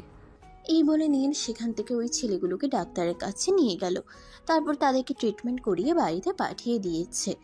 পরে ও বাড়িতে চলে আসলো। অপরদিকে পরের দিন সকালবেলা যখন প্রিয়া কলেজে গেল, তখন সবগুলো ছেলে দৌড়ে এসে প্রিয়ার পায়ে পড়ে যায় আর প্রিয়ার পায়ে জড়িয়ে ধরে বলতে থাকে। প্রিয়া বোন আমার, আমাদেরকে ক্ষমা করে দাও। আমরা তোমার সঙ্গে এতদিন যা কিছু করেছি না জেনে করেছি, তুমি আমাদেরকে নিজের ভাই মনে করে ক্ষমা করে দাও। এখন থেকে তোমার প্রোটেক্টের ব্যবস্থা আমরা করব। আরে তোমরা কি করছো? তোমরা আমার পা জড়িয়ে ধরছো কেন? প্লিজ আমার পা ছাড়ো, দূরে গিয়ে কথা বলো। না বোন, তুমি আমাদেরকে যতক্ষণ এটা বলবে যে তুমি আমাদেরকে ক্ষমা করেছো, ততক্ষণ পর্যন্ত আমরা তোমার পা ছাড়বো না। তুমি আগে আমাদেরকে এটা বলো যে তুমি আমাদেরকে ক্ষমা করে দিবে, তাহলে আমরা তোমার পা ছেড়ে সরে দাঁড়াও। আর তা না হলে এখানেই তোমার পা জড়িয়ে ধরে থাকবো। প্লিজ বোন আমার, আমাদেরকে ক্ষমা করে দাও, আমরা বুঝতে পারিনি। আচ্ছা ঠিক আছে, যাও, আমি তোমাদের ক্ষমা করে দিলাম। তবে বলে দিলাম একটা কথা, আমি তোমাদেরকে বলে দিচ্ছি, আমার ভাইয়ের জন্য তোমরা আমাকে নিজের বোনের মনে করছো, কিন্তু ঠিক আছে, অন্য মেয়েদের সঙ্গে ঠিক ইপটিজিং করবে এটা কিন্তু আমি জানি না। তোমরা যেমন আমাকে নিজের বোন পরিচয় দিয়েছো, তেমন আমার মতো অন্য একটা মেয়েরও কিন্তু নিজের বোনের মতোই দেখতে হবে। কখনো কোনো মেয়ের সঙ্গে ইপটিজিং করতে পারবে না। ঠিক আছে বোন, তাই হবে। তুমি যা বলবে আমরা তাই করবো, কিন্তু তারপর তুমি আমাদেরকে ক্ষমা করে দাও। আচ্ছা ঠিক আছে, যাও, আমি তোমাদের ক্ষমা করে দিলাম। এবার আমার পথ থেকে সরে দাঁড়াও, আমার ক্লাসের টাইম হয়ে গেছে, ক্লাসে যেতে হবে। এই বলে ওই ছেলেগুলোর পাশ কাটিয়ে প্রিয়া নিজের রুমে চলে গেল। এদিকে 2 দিন কেটে গেল, নেহাকে নীল ফোন করে না। তখনই হঠাৎ নেহার কেমন যেন একটা ফিল হলো। নেহা মনে মনে ভাবতে লাগলো, ওই ছেলেটা কেন আজ 2 দিন ধরে আমাকে ফোন করছে না? তবে কি ছেলেটার কোনো সমস্যা হয়েছে নাকি? আমি নিজে একবার ফোন করে দেখি না কি হয়েছে। এই কথাটা মনে মনে ভেবে নেহা তখনই নীলের নাম্বারে ফোন দেয়। 2-3 বার রিং হওয়ার পরেই ফোনটা রিসিভ করে। কিন্তু ওই দিন ফোনটা রিসিভ করে প্রিয়া আসলে নীল নিজের মোবাইলটা রেখে বাড়ির বাইরে গিয়ে একটু কাজ করছিল। আর এদিকে ফোনটা বাজতেছে দেখে প্রিয়া এসে ফোনটা রিসিভ করে। হ্যালো, আসসালামু আলাইকুম, কে বলছেন? আমি নেহা বলছি। এই ফোনটা যার, সে কোথায়? ভাইয়ার তো বাড়ির বাইরে একটু কাজ আছে, কিন্তু আপনাকে তো চিনতে পারলাম না। ইনফ্যাক্ট এই নামে আমার ভাইয়ের পরিচিত কেউ আছে সেটাও তো আমার জানা নেই। তখনই নেহার মনে একটা দুষ্টু বুদ্ধি খেলে গেল। তখনই সে প্রিয়াকে উদ্দেশ্য করে বলতে লাগলো, ওমা, তাই নাকি? তুমি আমাকে চিনতে পারোনি? আমি তোমার ভাইয়ার হবু বউ, মানে তোমার হবু ভাবি বলছি। ও, তার মানে আমার ধারণা ঠিক, ভাইয়া লুকিয়ে লুকিয়ে তোমার সঙ্গে কথা বলে। হ্যাঁ, তুমি একদম ঠিক কথাই বলেছো। তোমার ভাইয়া লুকিয়ে লুকিয়ে আমার সঙ্গে কথা বলে। আচ্ছা, তুমি আমাকে একটা কথা বলো তো, তোমার ভাইয়া কি আসলেই মাস্তান? মানে আমি নীল ইমতিয়াজের কথা বলছি। হ্যাঁ, একদমই তাই। কিন্তু তুমি কি আমার ভাইয়ার ব্যাপারে কোনো কোনো কিছু জানো নাকি?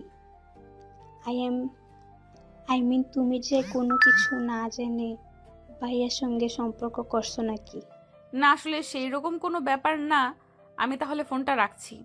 এই বলে ফোনটা কেটে দেয়। আর সে মনে মনে ভাবতে থাকে, তবে কি সত্যি সত্যি ইমতিয়াজের সঙ্গে কথা বলছিল এতদিন ধরে? যদি এই ছেলেটা সত্যি সত্যি নীল ইমতিয়াজ হয়ে থাকে তাহলে তো তার কপালটাই গেল। এই ছেলে তো 24 ঘন্টাই তার উপরে নজর রাখছে। তাহলে কি হতে চলেছে তার সঙ্গে? তো ভিউয়ার্স, চলুন কথা না বাড়িয়ে গল্পে ফিরে আসি। এদিকে নীল তার কাজ শেষ করে নিজের রুমে আসে। আর কখন এসে ফোনটা হাতে নেয়। ফোনটা হাতে নিয়েই দেখে নেহা তাকে ফোন করেছিল আর কেউ একজন রিসিভ করে কথা বলেছে। তখনই তার মনে অজানা এক ভয় কাজ করতে থাকে। কে এই ফোনটা রিসিভ করেছে আর কে নেহার সঙ্গে কথা বলেছে? এই কথার চিন্তা করতে করতে এসে তার বোন প্রিয়াকে নিজের রুমে ডেকে নিয়ে আর বলতে থাকে, আমার ফোনে কেউ একজন ফোন করেছিল। এই ফোনটা কে রিসিভ করেছে? তোমার ফোনে কে ফোন করছে আর কে রিসিভ করছে এটা আমি কি করে জানবো? তোমার ফোনটা সব সময় তোমার সঙ্গেই থাকে, তাহলে আমি এই কথা আমাকে কেন জিজ্ঞেস করছো? আমি আমার ফোনটা রুমে রেখে একটু বাড়ির বাইরে কাজ করতে গিয়েছিলাম। তখনই আমার ফোনে কেউ একজন ফোন করে, আর এই ফোনটা কেউ রিসিভ করেছে। আমাকে সত্যি কথা বলো, আমার মনে হয় ফোনটা তুই রিসিভ করেছিলি। আরে না ভাইয়া, একদমই নয়। আমি কেন তোমার ফোন রিসিভ করব? যা করতে যাব, আমি একদমই তোমার ফোন রিসিভ করিনি। তাহলে ফোনটা কে রিসিভ করেছে? আম্মু তো বাড়িতে নেই। আম্মু তো ছোট খালামণির বাড়িতে গেছে। তাহলে কি ভূতে এসে ফোনটা রিসিভ করেছে নাকি? এটা আমি কি করে বলবো? আমি এসব ব্যাপারে কোনো কিছুই জানি না। এই বলে প্রিয়া সেখান থেকে চলে গেল। আর এদিকে নীল বিছানার উপর বসে থেকে ভাবতে লাগলো কে কে নেহার ফোন রিসিভ করেছিল। এসব কথা ভাবতে ভাবতে নীল আবারও নেহার নাম্বারে ফোন দেয়। কয়েকবার ফোন হওয়ার পর নেহা ফোনটা রিসিভ করে আর বলতে থাকে, কি ব্যাপার, আপনি আমাকে ফোন করেছেন কেন? কেন? ভালোবাসার মানুষটাকে ফোন করতে কারণ লাগে নাকি? দেখুন, আমি আপনার ভালোবাসার মানুষ নই, আর আপনার ভালোবাসার মানুষ হওয়ার কোনো ইচ্ছেও আমার নেই। আপনার মতো মাস্তান কোনোদিনও কোনো মেয়ের ভালোবাসার মানুষ হতে পারে না। আর আপনার মতো মাস্তানকে কোনো মেয়ে কোনোদিনও নিজের ভালোবাসার মানুষ বানাতেও চাইবে না। আপনি প্লিজ আমার জীবন থেকে সরে যান। আমার জীবনটা অনেক সুন্দর, আমি আমার এই সুন্দর জীবনটাকে নরকে পরিণত করতে চাই না। এই বলে নেহা ফোনটা কেটে দেয়। তারপর চলে গেল বেশ কিছুদিন। এদিকে দেখতে দেখতে নেহার অনার্স ফাইনাল ইয়ারের পরীক্ষা শুরু হতে চলেছে। কিন্তু নেহার এবারের পরীক্ষার প্রস্তুতি খুব একটা ভালো নয়। এইসব চিন্তা করতে করতেই নেহা বাসার ছাদে দাঁড়িয়ে সিগারেট খাচ্ছে। তখনই হঠাৎ ফোনটা বেজে ওঠে। নেহা মোবাইলটা হাতে নিয়ে দেখে নীল ফোন করেছে। আর এদিকে নেহার এমন মেজাজ খারাপ হচ্ছে, এটা বলে বোঝানোর মতো না। একটা মানুষকে বারবার অ্যাভয়েড করার পরও কেন ছ্যাঁচড়াইয়ের পেছনে পড়ে আছে। এইসব চিন্তা করতে করতে নেহা ফোনটা রিসিভ করে, আর ফোনটা রিসিভ করতেই অপর প্রান্ত থেকে নীল বলতে থাকে, কি ব্যাপার সুইটহার্ট, ফোন রিসিভ করতে এত দেরি করলে কেন? আমার ইচ্ছে হয়েছে তাই। আর আমি কেন ফোন দেরিতে রিসিভ করেছি সেটার কৈফিয়ত কি আমি আপনাকে দিতে হবে নাকি? এভাবে কেন বলছো? ভালোবাসার মানুষের সাথে কেউ এভাবে কথা বলে না জান। ভালোবাসার মানুষকে ভালোবেসে কথা বলতে হয়। যাই হোক, আমার মনে হয় তুমি স্মোক করছিলে।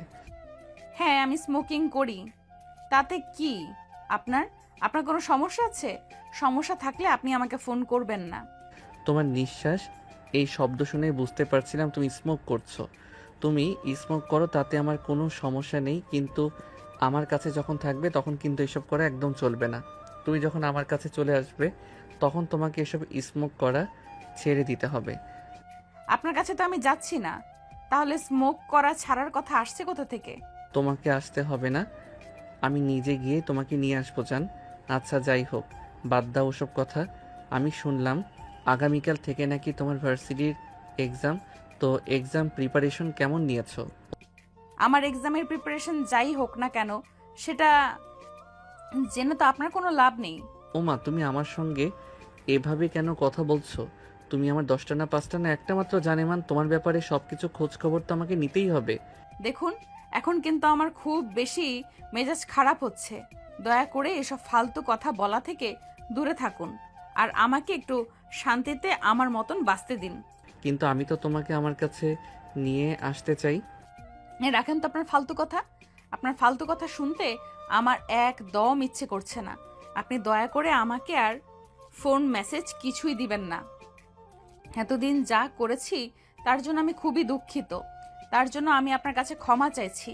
আপনি পারলে আমাকে ক্ষমা করে দেন, আর পারলে আমাকে ফোন মেসেজ করা থেকে বিরত থাকবেন।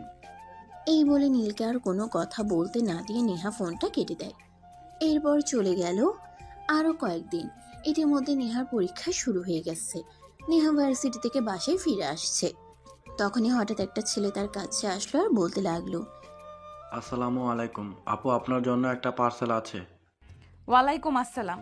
আমার জন্য আবার কে পার্সেল পাঠাবে? আমাকে পার্সেল পাঠানোর মতো কেউ নেই। আপনি হয়তো ভুল ঠিকানায় এসেছেন। না আপু, একদমই নয়, আমি একদম ঠিক ঠিকানায় এসেছি। আর এখানে আপনার একটা ছবি দেওয়া আছে, যাতে আমি আপনাকে চিনতে ভুল না করি। তাই আমার ভুল হওয়ার কোনো চান্স নেই। এই দেখুন, আপনার জন্যই পাঠানো। আরে ভাই, আমি এত দেখাদেখি করতে পারবো না। আমি আপনাকে বললাম তো আমাকে পার্সেল পাঠানোর মতো কোনো মানুষ নেই, তাই আমি আপনার এই পার্সেল নিতে পারবো না। আপনি পার্সেলটা যেখান থেকে এনেছেন সেখানে ফেরত পাঠিয়ে দিবেন। না আপু, আমি সেরকমটা করতে পারবো না, কারণ যে এই পার্সেলটা পাঠিয়েছে সে যদি জানতে পারে আমি আপনাকে পার্সেলটা দিইনি, তাহলে আমার সঙ্গে খারাপ কিছু হয়ে যাবে। তাই আমি কোনো রিস্ক নিতে চাচ্ছি না। এই ধরুন আপনার পার্সেল। এই বলে ছেলেটা পার্সেলটা নেহার হাতে ধরিয়ে দিয়ে সেখান থেকে দৌড়ে চলে গেল। নেহা কিছুতেই বুঝতে পারছে না, তারপরও তার মনে কেন যেন মনে হচ্ছে এই পার্সেলটা নীল পাঠিয়েছে। তাই সে পার্সেলটা নিয়ে বাড়িতে চলে গেল। নিজের রুমে গিয়ে পার্সেলটা খুলতেই দেখতে পেল ওতে একটা আইফোন 16 প্রো ম্যাক্স। মোবাইলটা আনবক্স করে অন করলো, আর সঙ্গে সঙ্গে একটা মেসেজ আসলো। আমি জানি তুমি আমার সঙ্গে রাগ করে তোমার ফোন ভেঙে ফেলেছো, তাই তোমার জন্য এই ছোট্ট উপহার। দয়া করে আমার সঙ্গে অভিমান করে থেকো না। আমি তো তোমায় অনেক বেশি ভালোবাসি। তোমাকে ছাড়া থাকতে আমার খুব কষ্ট হয়। মেসেজটা পড়া শেষ করতে না করতেই আরেকটা ফোন আসলো। নেহা ফোনটা রিসিভ করে। ফোন রিসিভ করে নেহা বলতে থাকে, কি ব্যাপার, আপনি আমার জন্য আইফোন কিনে পাঠিয়েছেন কেন? এটার কত দাম সেটা আপনি জানেন? যে তোমাকে আইফোন কিনে পাঠিয়েছে সে আইফোনের দাম জানে না, এমনটা তুমি কল্পনা করো নাকি? তাছাড়া একটা কথা তোমায় বলি, আমার ভালোবাসার মানুষটার জন্য এইটুকু খুবই সামান্য। যে মানুষটা আমাকে না দেখে, আমাকে না চিনে আমাকে ভালোবাসতে পারে, সেই মানুষটা যেন আমি এইটুকু করতে পারবো না? আরে আমি তো আপনাকে বলেছি সম্পূর্ণ বিষয়টা, তারপরও কেন করছেন আপনি আমার সঙ্গে এরকম? আমি আপনার এই গিফট রাখতে পারবো না। আমার বাবা মা যদি জানতে পারে কেউ আমাকে এত দামি একটা ফোন গিফট করেছে, তাহলে আমার বাবা মা আমাকে মেরেই ফেলবে। জান পাখি, এত চিন্তা করার কোনো কারণ নেই। আমি কিছুদিনের মধ্যেই আমার আম্মুকে পাঠাবো তোমার আব্বু আম্মুর সঙ্গে কথা বলার জন্য। তাহলে তো সব ঝামেলা মিটে যাবে। আমি আপনার দুইটা পায়ে ধরি, আপনি দয়া করে এরকমটা করবেন না। আমার বাবা একটা মাস্তানের সঙ্গে আমাকে বিয়ে দিবে না, এইটা কি বোঝার চেষ্টা করুন। উফ জানেমান, এটা নিয়ে তোমার এত চিন্তা কেন? তোমার বাবা মাকে বুঝিয়ে সাজিয়ে যেভাবে তোমাকে আমার কাছে নিয়ে আসতে হয়, আমি সেভাবেই তোমাকে আমার কাছে নিয়ে আসবো। এটা তো আমি তোমাকে বলেছি। তুমি প্লিজ টেনশন করো না, নিজের শরীর স্বাস্থ্য খারাপ করো না। আর হ্যাঁ, পরীক্ষা শেষ হলে তোমার জন্য আরও একটা সারপ্রাইজ গিফট আছে। আমি আপনার কোনো সারপ্রাইজ গিফট চাই না। আপনি দয়া করে আমাকে আর কিচ্ছু পাঠাবেন না, এটা আপনার কাছে আমার রিকোয়েস্ট। তুমি বললেই তো হবে না জান পাখি। তুমি আমার 10টা না 5টা না, একটা মাত্র জান পাখি। তোমাকে আমি কোনো কিছু পাঠাবো না, এটা হতে পারে না। কিন্তু তোমাকে যখন যেটা মন চাইবে তখন আমি সেটাই পাঠাবো। আচ্ছা জান পাখি, এখন আমি রাখি, আমার একটু কাজ আছে। এই বলে নীল ফোনটা কেটে দেয়। আর এদিকে তখনই নীলের আম্মু তার রুমে এসে আর নীলকে বলতে থাকে, কি রে, তুই তো দেখছি ইদানিং সমাজসেবা করতে করতে নিজের পড়াশোনাই ভুলে গেছিস। তুই যে সামনে পরীক্ষা দিবি, এটা কি তোর মনে আছে? হ্যাঁ আম্মু, মনে আছে। এবং তুমি দেখো, আমি অন্যান্য বছরের তুলনায় এই বছর অনেক ভালো রেজাল্ট করব। অন্য বছর তো তাও পড়াশোনা করতে, এবছর তো তুই একদমই পড়াশোনা করি চেষ্টা। তাহলে তুই বলছিস কি করি? তুই অন্য বছরের তুলনায় এবছর অনেক ভালো রেজাল্ট করবি, আমাকে বল তো শুনি। আম্মু, অন্য বছর তো আমাকে অনুপ্রেরণা দেওয়ার মতো কেউ ছিল না। এবার অনুপ্রেরণা দেওয়ার মতো একজন মানুষ পেয়ে গেছে, তাই আমি খুব ভালো রেজাল্ট করব, দেখে নিও। ও মা, তাই নাকি? তাহলে কে সেই অনুপ্রেরণা দেওয়ার মানুষ, সেটা তো আমাকেও দেখতে হয়। সত্যি? তুমি দেখবা? তাহলে আমার কাছে আসো, আমি তোমায় দেখিয়ে দিচ্ছি। এই বলে নীল তার মোবাইল থেকে নেহার একটা ছবি বের করে আর সেটা তার আম্মুকে দেখায়। এটা দেখে তার আম্মুর তো চক্ষু একদম চড়ক গাছ। তার আম্মু অনেকটা রেগে গিয়ে বলতে থাকে, এগুলো কোন ধরনের ফাজলামো? আমি তো সেটাই বুঝতে পারছি না। এই মেয়েটা সিগারেট খায়, ছোট ছোট জামা কাপড় পরে ঘুরে বেড়ায়, আর এখন কিনা তুই বলছিস এই মেয়েটাকে তুই বউ বানাবি? হ্যাঁ আম্মু, এই মেয়েটা এই আমার বউ বানাবো। মেয়েটাকে আমি যেদিন প্রথম দেখেছি সেদিনই আমার পছন্দ হয়েছিল। আর তারপর যখন জানতে পারলাম মেয়েটা আমাকে না দেখেই ভালোবাসে, তখন তো আমি একদম মেয়েটার প্রেমে পাগল হয়ে গেছি। আমার মনে হচ্ছে আমার ছেলেটা সত্যি সত্যি মাথা খারাপ হয়ে গেছে। তা না হলে কেউ নিজের চাইতে বয়সে বড় একটা মেয়েকে ভালোবাসতে পারে? তুই জানিস তুই সবেমাত্র অনার্স সেকেন্ড ইয়ারে পড়াশোনা করছিস, আর ওই মেয়েটা অনার্স ফাইনাল ইয়ারে। মেয়েটা তোর চাইতে 2 বছরে বড়। আম্মু, মেয়েটা আমার চাইতে বয়সে বড়, তাতে কি হয়েছে? তোমার ছেলেকে যে মেয়েটা না দেখে ভালোবাসতে পারে, যে মেয়েটা তোমার ছেলের সম্পর্কে কোনো কিছু ঠিকঠাক পাবে না জেনেই সবার কাছে বলে বেড়াতে পারে আমি তার বয়ফ্রেন্ড, ওই মেয়েটাকে ভালোবাসবো না তো আমি কাকে ভালোবাসবো বলো? কিন্তু তারপরও আমার মনে হয় তোর এই সিদ্ধান্তটা নেওয়া একদমই ঠিক হয়নি। কারণ মেয়েটার গ্রামে থাকে, তারপর আবার তার বাবা মা আছে। তার বাবা মা কখনোই তোমার পরিচয় জানতে পারলে তোমার সঙ্গে তার মেয়েকে বিয়ে দিবে না। তাহলে তোমরা আসো কি করতে? তোমরা আমার বাবা মা, তোমরা তো আমার সম্পর্কে খুব ভালো করে জানো আমি অন্যায় কাজ করি নাকি ভালো কাজ করি। তাহলে তোমরা যদি এই ব্যাপারটা ম্যানেজ করতে নাই পারো, তাহলে তোমরা কিসের মা বাবা?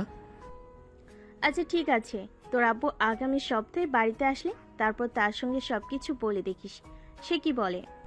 আব্বুকে নিয়ে তোমাকে চিন্তা করতে হবে না, আমি আগেই আব্বুর সঙ্গে কথা বলে দিয়েছি। আব্বু তো এক কথায় রাজি হয়ে গেছে। তুই কি সত্যি কথা বলছিস? মেয়েটা তোর চাইতে বয়সে বড়, এটা জানার পরও তোর আপু রাজি হয়ে গেছে? হ্যাঁ আম্মু, আমি যা বলছি একদম সত্য কথা বলছি। আব্বুর কাছে আমি সব কিছু খুলে বলেছি, তারপর আব্বু রাজি হয়েছে। আমার কাছে যদি তোমার বিশ্বাস না হয় তাহলে তুমি এক্ষুনি আব্বুকে ফোন দিয়ে জেনে নিতে পারো। আমাকে তো সেটাই করতে হবে, কারণ আমি তোর কথা একটু বিশ্বাস করতে পারছি না। তোর কথা আমার বিশ্বাস হবার মতোই না। তাই তুই ওয়েট কর, আমি এক্ষুনি তোর আব্বুকে ফোন দিয়ে জেনে নিচ্ছি। এই কথা বলে নীলের আম্মু তখনই সঙ্গে সঙ্গে নীলের আব্বুকে ফোন দেয়। আর নীলের আব্বুর কাছ থেকে কেউ জানতে পারে নীল যা বলেছে একদম সত্য কথাই বলেছে। তখন নীলের আম্মু নীলের আব্বুকে বলে, এসব তুমি কি বলছো? মেয়েটা আমাদের ছেলের চাইতে 2 বছর বড়, তাও আবার এত ওগান্ডা মার্কা। মেয়েকে আমাদের বাড়ি বউ বানাবো? আমার ছেলের হিস্টোরি যদি জানতে পারে তাহলে কোনো মেয়েই ছেলেকে বিয়ে করবে না। ভিতরে ভিতরে যতই ভালোই হোক না কেন, ওপরে সবাই দেখে, তাই সবাই তাকে ওভাবেই বিচার করবে। সো অন্যকে বিচার করার আগে নিজেকে বিচার করে দেখে নিও। কিন্তু তারপরও আমাদেরটা ছেলে আর ও মেয়ে, ওর দিকটা একটু আমাদেরকে একটু বেশি দেখতে হয়। মানুষ হিসাবে সবাই সমান, বুঝতে পেরেছো? মানুষকে মানুষ বলেই বিবেচনা করা উচিত, অন্য কিছু বলে কখনো বিবেচনা করা উচিত নয়। যাই হোক, আমি আগামী সপ্তাহে দেশে আসছি, আর তুমি নীলকে বলে দিও আমি দেশে এসে ওর বিয়ের ব্যাপারে কথা বলবো। এই বলে নীলের আব্বু ফোনটা কেটে দেয়। আর এদিকে এই কথা শুনে নীলের মন যেন খুশিতে নেচে ওঠে। তখনই সে তার আম্মুর কাছ থেকে একটু দূরে চলে যায় আর নেহাকে ফোন দেয়। মাই ডিয়ার সুইটহার্ট, তোমার জন্য একটা খুশির খবর আছে। আমার জন্য আপনি আবার কি খুশির খবর দিবেন? আপনি তো আমাকে খারাপ খবর ছাড়া আর কিছুই দেন না।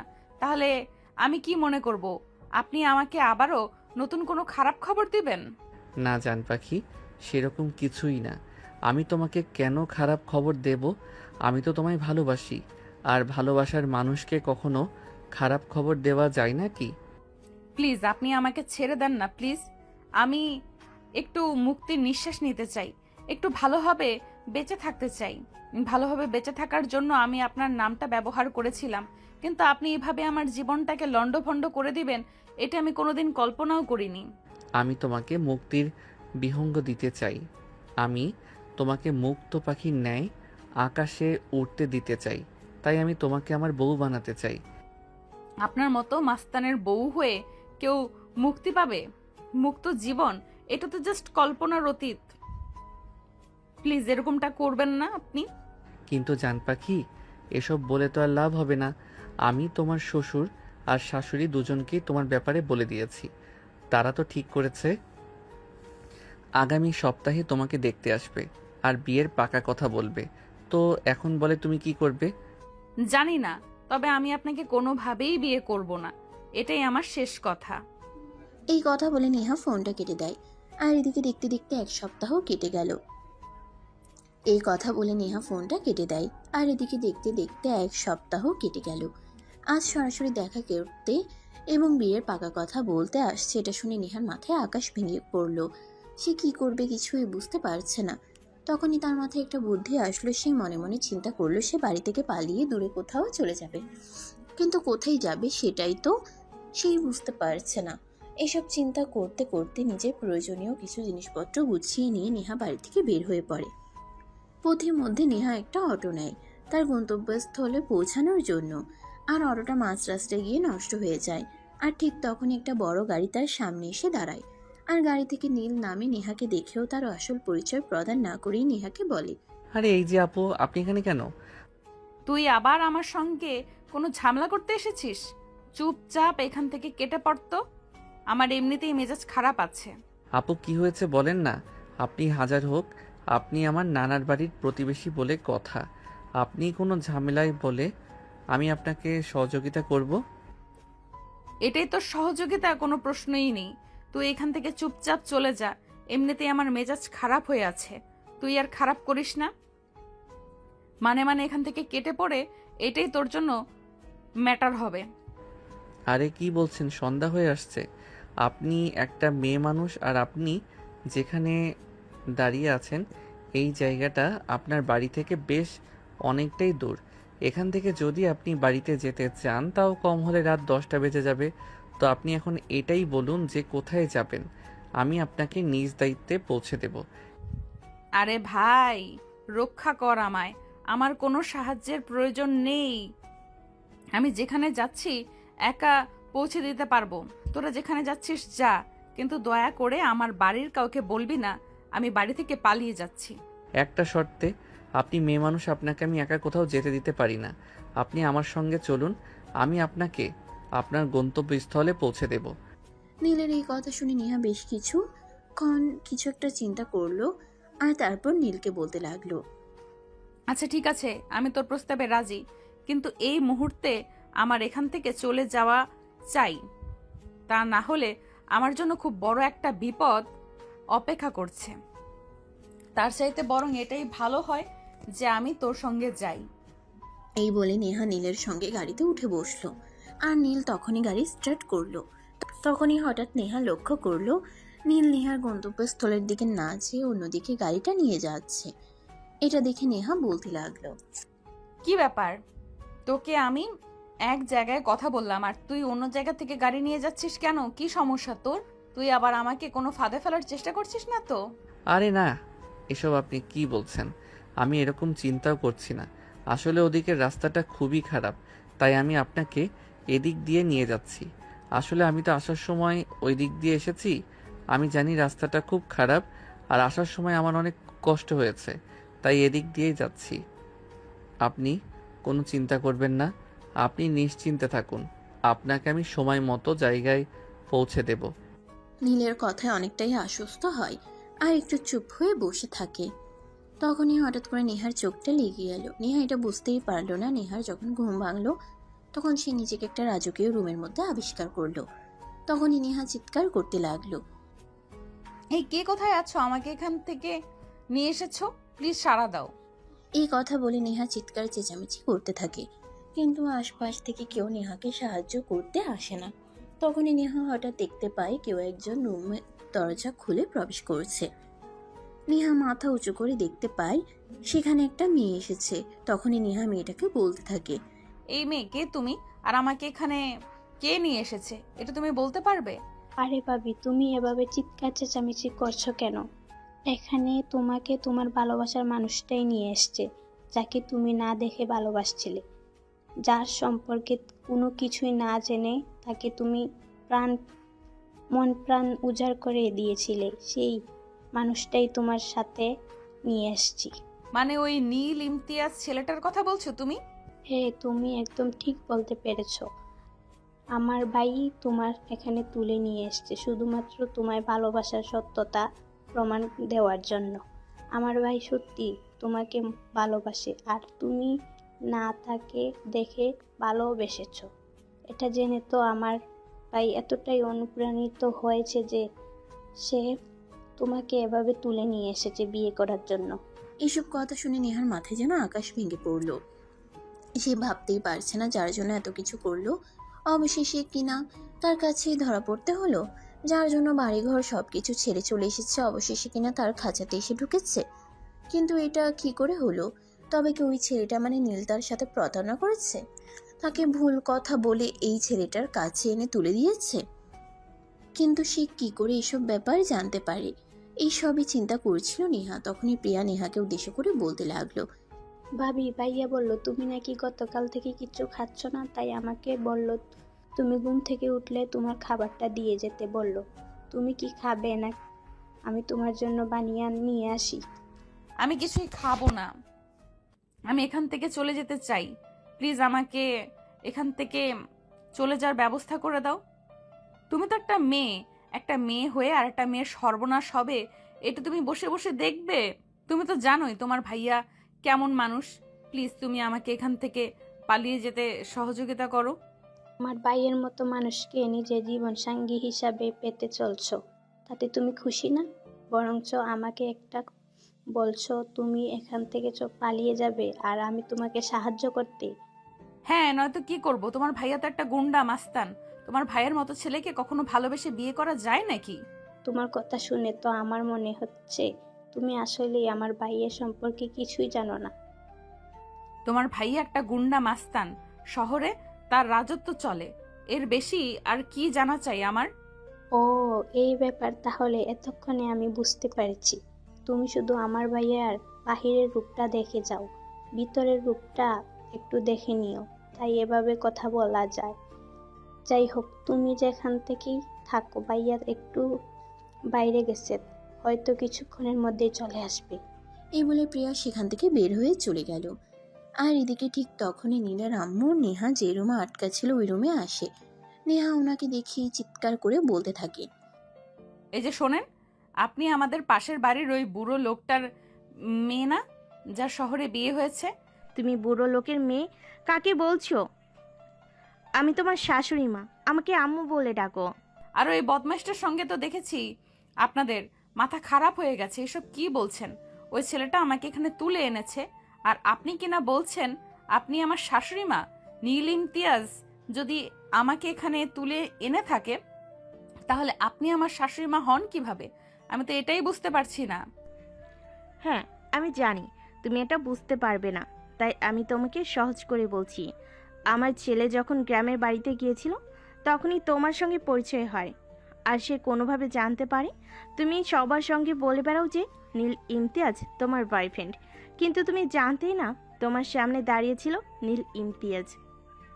তারপর আমার ছেলে তোমার ব্যাপারে আরও অনেক খোঁজ খবর নেয়। আমার ছেলে খোঁজ খবর নিয়ে জানতে পারে যে তুমি সত্যি আমার ছেলের নাম বলে মানুষকে ভয় দেখাও, আরও অনেক কিছু।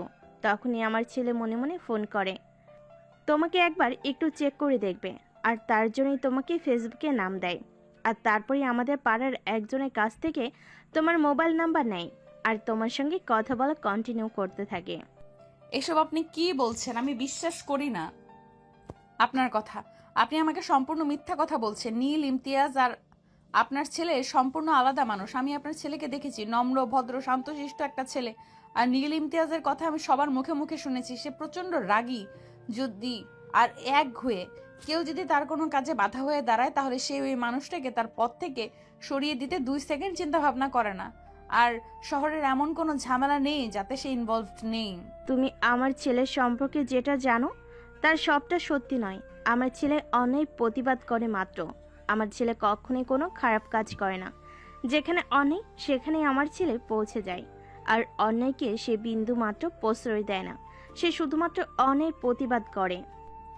তবে কি আমি এতদিন যা শুনেছি তা সম্পূর্ণই ভুল? তবে কি আমার স্বপ্নের নীল ইমতিয়াজ আর বাস্তব নীল ইমতিয়াজ সম্পূর্ণ আলাদা দুজন মানুষ? হ্যাঁ, একদমই তাই। আমার ছেলের পার্সোনালিটি খুবই ভালো, কিন্তু সে অন্যায় সহ্য করতে পারে না, আর সেজন্যই কিছু মানুষ তার নামে মিথ্যা রচনা দেয় যে সে খারাপ কাজ করে। ঠিক তেমনই হয়তো তুমিও কোনোভাবে আমার ছেলের প্রতি ভুল ধারণা নিজের মনে ঢুকিয়ে ফেলেছ, আর সেটা ঠিক করতে পারছো না। তবে একটা কথা বলি, আমার যদি সত্যি তোমাকে ভালোবাসো, তুমি ওর ভালোবাসাকে অবহেলা করো না। তাহলে হয়তো সে তোমার স্বপ্নে সেই মানুষটার মতোই হয়ে যাবে। কারণ তুমি তো জানোই, ভালোবাসা হারিয়ে গেলে মানুষ পাগলের মতো হয়ে যায়। খুব ভালোবাসা হারিয়ে মানুষ বেঁচে থাকতে পারে না। ভালোবাসাবিহীন মানুষের জীবন শুকনো পাতা নেয়, উঠতে থাকে। দুজনে কথা বলতে বলতে এই নীল নেহার আব্বু আম্মুকে নিয়ে সেখানে উপস্থিত হয়। নেহা তার আব্বু আম্মুকে দেখে দৌড়ে গিয়ে তাদের জড়িয়ে ধরে আর কান্না করতে থাকে। তখনই নেহার আম্মু নেহাকে বলে, কি হলো, তুই এভাবে কান্না করছিস কেন? নিজের ভালোবাসার মানুষকে পেতে চলেছিস, এর চাইতে খুশির খবর কি আর কিছু হতে পারে নাকি? এই বলে নেহার আম্মু নেহাকে বোঝাতে শুরু করে, কিন্তু নেহার কান্না যেন কিছুতেই থামছে না। নেহা কান্না করেই চলেছে। তখনই নীল তাকে বলল, কি হলো ম্যাডাম, তুমি এখনো কেন কান্না করছো? তুমি তো তোমার স্বপ্নের মানুষটাকে পেতে চলে যাও। স্বপ্নের মানুষটাকে পেয়ে গেলে কি কারো চোখে জল আসে? আমার চোখের জল এই কারণেই আসছে না যে আমি আমার ভালোবাসার মানুষটাকে পেতে চলেছি। আমার চোখের জল এই কারণেই আসছে যে আমি আমার ভালোবাসার মানুষটাকে এতদিন ভুল পরিচয় জেনে এসেছি। এখন তো সঠিক পরিচয় জানতে পেরেছো, এখন আর কান্না করো না। তোমার চোখ দিয়ে পানি পড়লে আমার হৃদয় দহন হয়। এই বলে নীল নেহার চোখ থেকে পানি মুছে দিয়ে তাকে নিজের বুকে টেনে নিল। নেহা তো সবার সামনে এমন অবস্থায় পড়ে অনেকটা লজ্জা পেয়ে গেল, আর নীলকে আস্তে আস্তে কানে কানে বলতে লাগলো, এই কি করছো সবার সামনে? তুমি এভাবে আমাকে জড়িয়ে ধরছো কেন সবার সামনে? আমাকে জড়িয়ে তোমার কি একটুও লজ্জা লাগছে না নাকি? যে মানুষটা আমাকে না দেখে ভালোবাসতে পারে সেই মানুষটাকে আমি জড়িয়ে ধরেছি, তাহলে আমার লজ্জা করবে কেন? তাছাড়া তুমি তো আমার বউ হতে চলেছ, আর বউকে যদি জড়িয়ে না ধরি তাহলে কাকে জড়িয়ে ধরবো? তাই বলে এভাবে সবার সামনে জড়িয়ে ধরবে নাকি? তাছাড়া এখনো তো তোমার সঙ্গে আমার বিয়েটাই হলো না, আর এখনই যদি তুমি আমাকে এইভাবে জড়িয়ে ধরো তাহলে লোকে কি মনে করবে? লোকে কি মনে করলো না করলো তার ধার আমি কোনোদিনও ধারি না। আর তার ধার যদি আমি থাকতাম তাহলে হয়তো আজ মানুষ আমার নামটাকে যতটা চিনে আমার নামটা কি অতটা চিনতো না। তখনই পাশ থেকে প্রিয়া টিটকারি মেরে বসে থাকে। হইছে আমাদের সামনে আর এত আলগা প্রেম দেখাতে হবে না বউকে। বাসার ঘরে গিয়ে আদর করো। এখন ছেড়ে দাও, এখন সবাই তোমাদের বিয়ে দেখার জন্য অপেক্ষা করছে। সবাই আগে তোমাদের বিয়েটা তো দেখতে দাও। তুই না আর ফাজলামো করা ছাড়লি না। আচ্ছা ঠিক আছে, আমি আমার বউকে ছেড়ে দিলাম, কিন্তু একটা কথা তোকে বলে রাখি, আমার সঙ্গে এরকম করছিস না, তোর জামাই কিন্তু তোকে একটু ভালোবাসবে না, মনে রাখিস। দেখ ভাইয়া, তুই এভাবে আমাকে বদদুয়া দিতে পারিস না। হাজারো তুই আমাদের আপন বড় ভাই বলে কথা।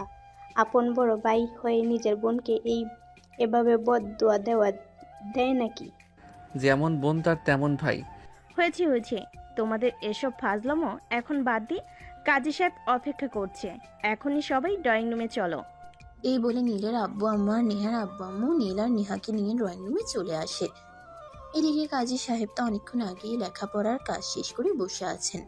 নীল আর নেহাকে নিয়ে আসতেই তিনি রেজিস্ট্রি পেপারে সাইন করিয়ে দিলেন আর নীলের আব্বুকে উদ্দেশ্য করে বলতে লাগলেন, দেখুন মিস্টার চৌধুরী, আপনার ছেলের বিয়েটা এইভাবে হয়ে যাবে সেটা কিন্তু আমরা কোনোদিনও কল্পনা করিনি। আমরা তো ভেবেছিলাম বিশাল জাঁকজমকভাবে অনুষ্ঠান করে আপনার ছেলের বিয়ে দেখবেন, আর আমরা সেখানে কবজি ডুবিয়ে খাবো।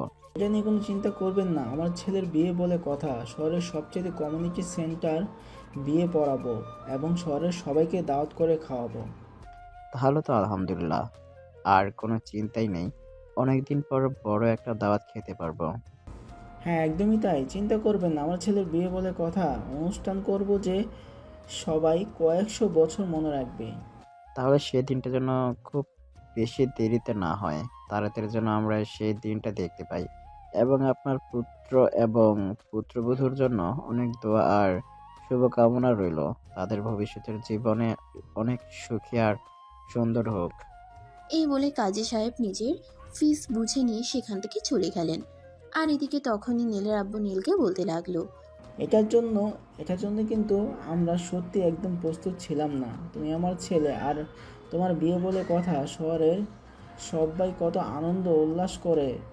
তাছাড়া শুধু শহরের মানুষ বললে তো ভুল হবে, দেশের বাইরে আমার কত বন্ধুবান্ধব আত্মীয় স্বজন আছে, তারাও সবাই এই বিয়েতে উপস্থিতি থাকবে। বিয়েটা হয়ে গেছে তো কি হয়েছে, রিসেপশনের অনুষ্ঠান তো বড় করে আমরা করতেই পারি। তবে একটা কথা কি জানো, ভাগ্যে যা লেখা থাকে তা হবেই। আমি ওকে ভেবেছিলাম এভাবে বিয়েটা করব, আমিও তো কোনোদিন ভাবিনি, যা হওয়ার তা হয়ে গেছে। এটা নিয়ে তো আর এখন মন খারাপ করে কোনো লাভ নেই। হ্যাঁ আব্বু একদম ঠিক কথাই বলেছে, আমাদের ভাগ্যে যা আছে তা হবে, সেটা আমরা কোনোভাবেই ফেরাতে পারবো না। হ্যাঁ বৌমা, তাই চলো এখন সবাই ডিনার টেবিলে সবাই একসঙ্গে বসে রাতের খাবারটা খাবো, তারপর তোমরা তোমাদের নতুন জীবন শুরু করবে। আমি ততক্ষণে ওনাদের কটেজের লোকজনকে ফোন করে বলে দিয়েছি, তারা তোমাদের জন্য বাসর ঘর অ্যারেঞ্জ করবে। বাসর ঘরের কথাটা শুনতেই অনেকটা লজ্জা পেয়ে গেল আর মাথাটা নিচু করে নিল। নীল তখনই নেহার হাতটা ধরে ডিনার টেবিলে নিয়ে গেল আর তারপর সবাই একসাথে বসে অনেক মজা করে ডিনারটা সেরে নিল। এদিকে নীল আর নেহার জন্য বাসর ঘর রেডি করা হয়ে গেছে। প্রিয়া রুমের ভিতর বসে আছে। নীল আর নেহা রুমে প্রবেশ করতেই প্রিয়া বলতে লাগলো, ভাইয়া আমাকে 10,000 টাকা দিতে হবে, তা না হলে আমি এখান থেকে কোনোভাবেই বের হব না। আজ তোমাদের বাসরটাও করতে দেব না। এগুলো কেমন ধরনের কথা? তুই আমার বোন, আর বোন হয়ে ভাইকে এসব কথা বলছিস? তোর একটু লজ্জা করছে না? চুপচাপ এখান থেকে বের হয়ে চলে যা বলছি। আরে তুমি ওর সঙ্গে এরকম কেন করছো? ও তোমার ছোট বোন, তাই বলে তো তোমার সঙ্গে একটু মজা করতে এসেছে। দিয়ে দাও ওকে ওর টাকা। ওর টাকা নিয়ে চলে যাক, আর তারপর আমরা আমাদের ভালোবাসার মুহূর্তগুলো শুরু করি। নেহার এই কথা শুনে নীল সঙ্গে সঙ্গেই পকেট থেকে 1000 টাকার কয়েকটা নোট বের করে প্রিয়ার হাতে তুলে দিল। আর প্রিয়া টাকাগুলো পেয়ে খুশি মনে সেখান থেকে চলে গেল। আর তখনই নীল ঘরের দরজাটা আটকে দেয়।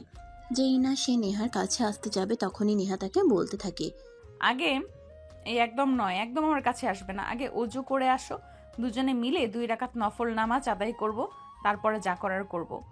কিন্তু বউ, আমার তো আর তারা সইছে না। এত সাধনার পর তোমাকে পেলাম, এখন কি তোমাকে দূরে রাখতে মন চাই নাকি? আমার তো মন চাইছে এক্ষুনি তোমায় আদর করি। তোমার এই লাজুক চেহারা, তোমার মিষ্টি হাসি, সব কিছুই আমাকে টানছে। খবরদার, একদম উল্টাপাল্টা কোনো কথা বলবে না, যেটা বলেছি সেটাই হবে। চলো অজু করে আসো। এই বলে নীল আর নেহা দুজনে উজু করতে চলে গেল। তারপর দুজনে মিলে 2 রাকাত নফল নামাজ আদায় করে নিল আর আল্লাহর দরবারে তাদের নতুন জীবনের জন্য অনেক অনেক দোয়া চাইল। নামাজ শেষ হওয়া মাত্রই নীল নেহাকে নিজের কোলে তুলে নেয়। এটা দেখে নেহা বলতে থাকে, এই কি করছো তুমি? তুমি আমাকে কোলে নিয়েছো কেন?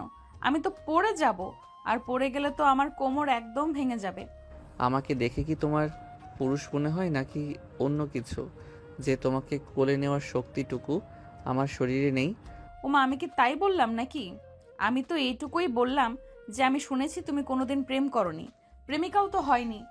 এই প্রথমবার নিজের ভালোবাসার মানুষটিকে কোলে নিলে সামলাতে পারবে তো, তাই বললাম। ভালোবাসার মানুষের ওজন যদি 300 কেজিও হয়, তবুও বিপরীত প্রান্তের মানুষটার কাছে তার ওজন 1 বস্তা তুলোর সমান হয়। সো কোনো কথা নয়। এই বলে নীল নেহাকে নিয়ে বিছানায় চলে আসে আর তখনই রুমের লাইটটা অফ করে দেয়। এটা দেখে নেহা বলতে থাকে, কি করছো তুমি? রুমের লাইট অফ করছো কেন? আমি আমার বউটাকে আদর করব, এটা আমার রুমের আসবাবপত্রগুলো দেখে ফেলবে না? আমার বউ আমার ব্যক্তিগত জিনিস, আমার বউকে আমি আদর করব, এটা অন্য কেউ কেন দেখবে? ওমা, তাই বুঝি? হ্যাঁ গো, তাই। আমার ভালোবাসার মানুষটা শুধুমাত্রই আমার, তার সব কিছু দেখার অধিকার আমার রয়েছে, অন্য কারোর নেই। এই বলে নীল নেহাকে নিয়ে সুখের রাজার রাজত্ব করতে চলে যায়। এরপর চলে গেল দীর্ঘ 3 বছর। নেহা রান্নাঘরে কাজ করছে, তখনই বেডরুম থেকে নীল নেহাকে ডাক দেয়। এই নেহা, নেহা কোথায় তুমি? তাড়াতাড়ি একবার রুমে আসো। আমি এখন রুমে আসতে পারবো না, আমার রান্নাঘরে অনেক কাজ পড়ে আছে। তুমি তো জানোই শাশুড়ি আম্মু কয়েকদিনের জন্য দেশের বাইরে গেছে, তাই এখন বাসার সব কাজ আমাকেই একা হাতে সামাল দিতে হয়। তাই রুমে বসে বসে অযথাই প্যাচাল করবে না, একদম বলে দিলাম। আরে বাবা, আমি তোমার সঙ্গে প্যাচাল করতে কেন যাব? তুমি একবার রুমে আসো, তারপর তো আমাকে বলো আমি তোমাকে কেন ডাকছে, কিন্তু তুমি সেটা না করে ওখান থেকেই বলছো আসতে পারবে না। প্লিজ তাড়াতাড়ি একটু রুমে আসো। তুমি এত কথা কেন বলছো বলো তো? আমি তো তোমাকে একবার বললাম আমি রুমে আসতে পারবো না, আমি এখানে কাজ করছি। একটা মেয়ে তোমার কাছে দিয়ে এলাম, আর তুমি ওইটাকে সামলাতে পারছো না? আরে ভাই, মেয়ে সামলানোটা বড় ব্যাপার নয়। তোমার মেয়ে কি করেছো? এই কথা শুনে নেহা রান্নাঘরের কাজ একটু গুছিয়ে রেখে রুমে আসে। আর রুমে এসে দেখতে পাই তার মেয়ে নিশিতা রুমে সবকিছু একদম এলোমেলো করে ফেলেছে। এটা দেখে নেহার মেজাজ অনেকটাই খারাপ হয়ে যায় আর সেই নীলকে উদ্দেশ্য করে বলতে থাকে, এসব কি করে হলো? আমি তো একটু আগে সবকিছু গুছিয়ে রেখে তারপর রান্নার কাজ করতে গেলাম, আর রান্নাঘরে যাওয়া মাত্র সব কিছু এমন অবস্থা কিভাবে হলো? তুমি এরকম কেন বলো তো? আমি কিছু সামলাতে পারবো না। তোমার মেয়ে সব কিছু করেছে, এখন তোমাকে সবকিছু সামলাতে হবে, কারণ আমি তোমাকে আমার মেয়ের দেখাশোনা করার জন্য এখানে রেখে গিয়েছিলাম, কিন্তু তুমি সেটা না করে ঘুমিয়ে পড়েছো, তাই এর জন্য তো পানিশমেন্ট তোমাকে পেতেই হবে। নীল তখন আর কোনো উপায় অন্তর না দেখে বাধ্য হয়ে সবকিছু গুছিয়ে নিল। সবকিছু গোছানো শেষ হতেই নীল বিছানার দিকে তাকিয়ে দেখলো নেহা নিশিতাকে নিয়ে ঘুমিয়ে পড়েছে। তখনই নীল আস্তে করে নেহার পাশে গিয়ে শুয়ে পড়ল। নেহার শরীরে হাত দেওয়া মাত্রই নেহার ঘুমটা ভেঙে গেল আর নেহা বলতে লাগলো, এই কি করছো এসব? এই না, একদম নয়। আমার রান্নাঘরে অনেক কাজ পড়ে আছে, আমাকে রান্নাঘরের কাজ শেষ করতে দাও। কিন্তু কে শুনে কার কথা? নীল তার কোনো কথা না শুনে তার ঠোঁট দুটো নিজের দখলে নিয়ে নেয় আর ইচ্ছে মতো কিস করতে থাকে। আর এভাবে কিছুক্ষণের মধ্যেই দুজন ভালোবাসার মহাসমুদ্রে ডুবে যায়। সুপ্রিয় ভিউয়ার্স, আমাদের আজকের গল্পটা এই পর্যন্তই ছিল। গল্পটা আপনাদের কাছে কেমন লেগেছে নিশ্চয়ই ছোট্ট একটা কমেন্টে জানাবেন। আপনাদের ছোট্ট একটা কমেন্ট আমাদের নতুন একটা ভালোবাসার গল্প লিখতে উৎসাহিত করে। সবাই ভালো থাকবেন, সুস্থ থাকবেন।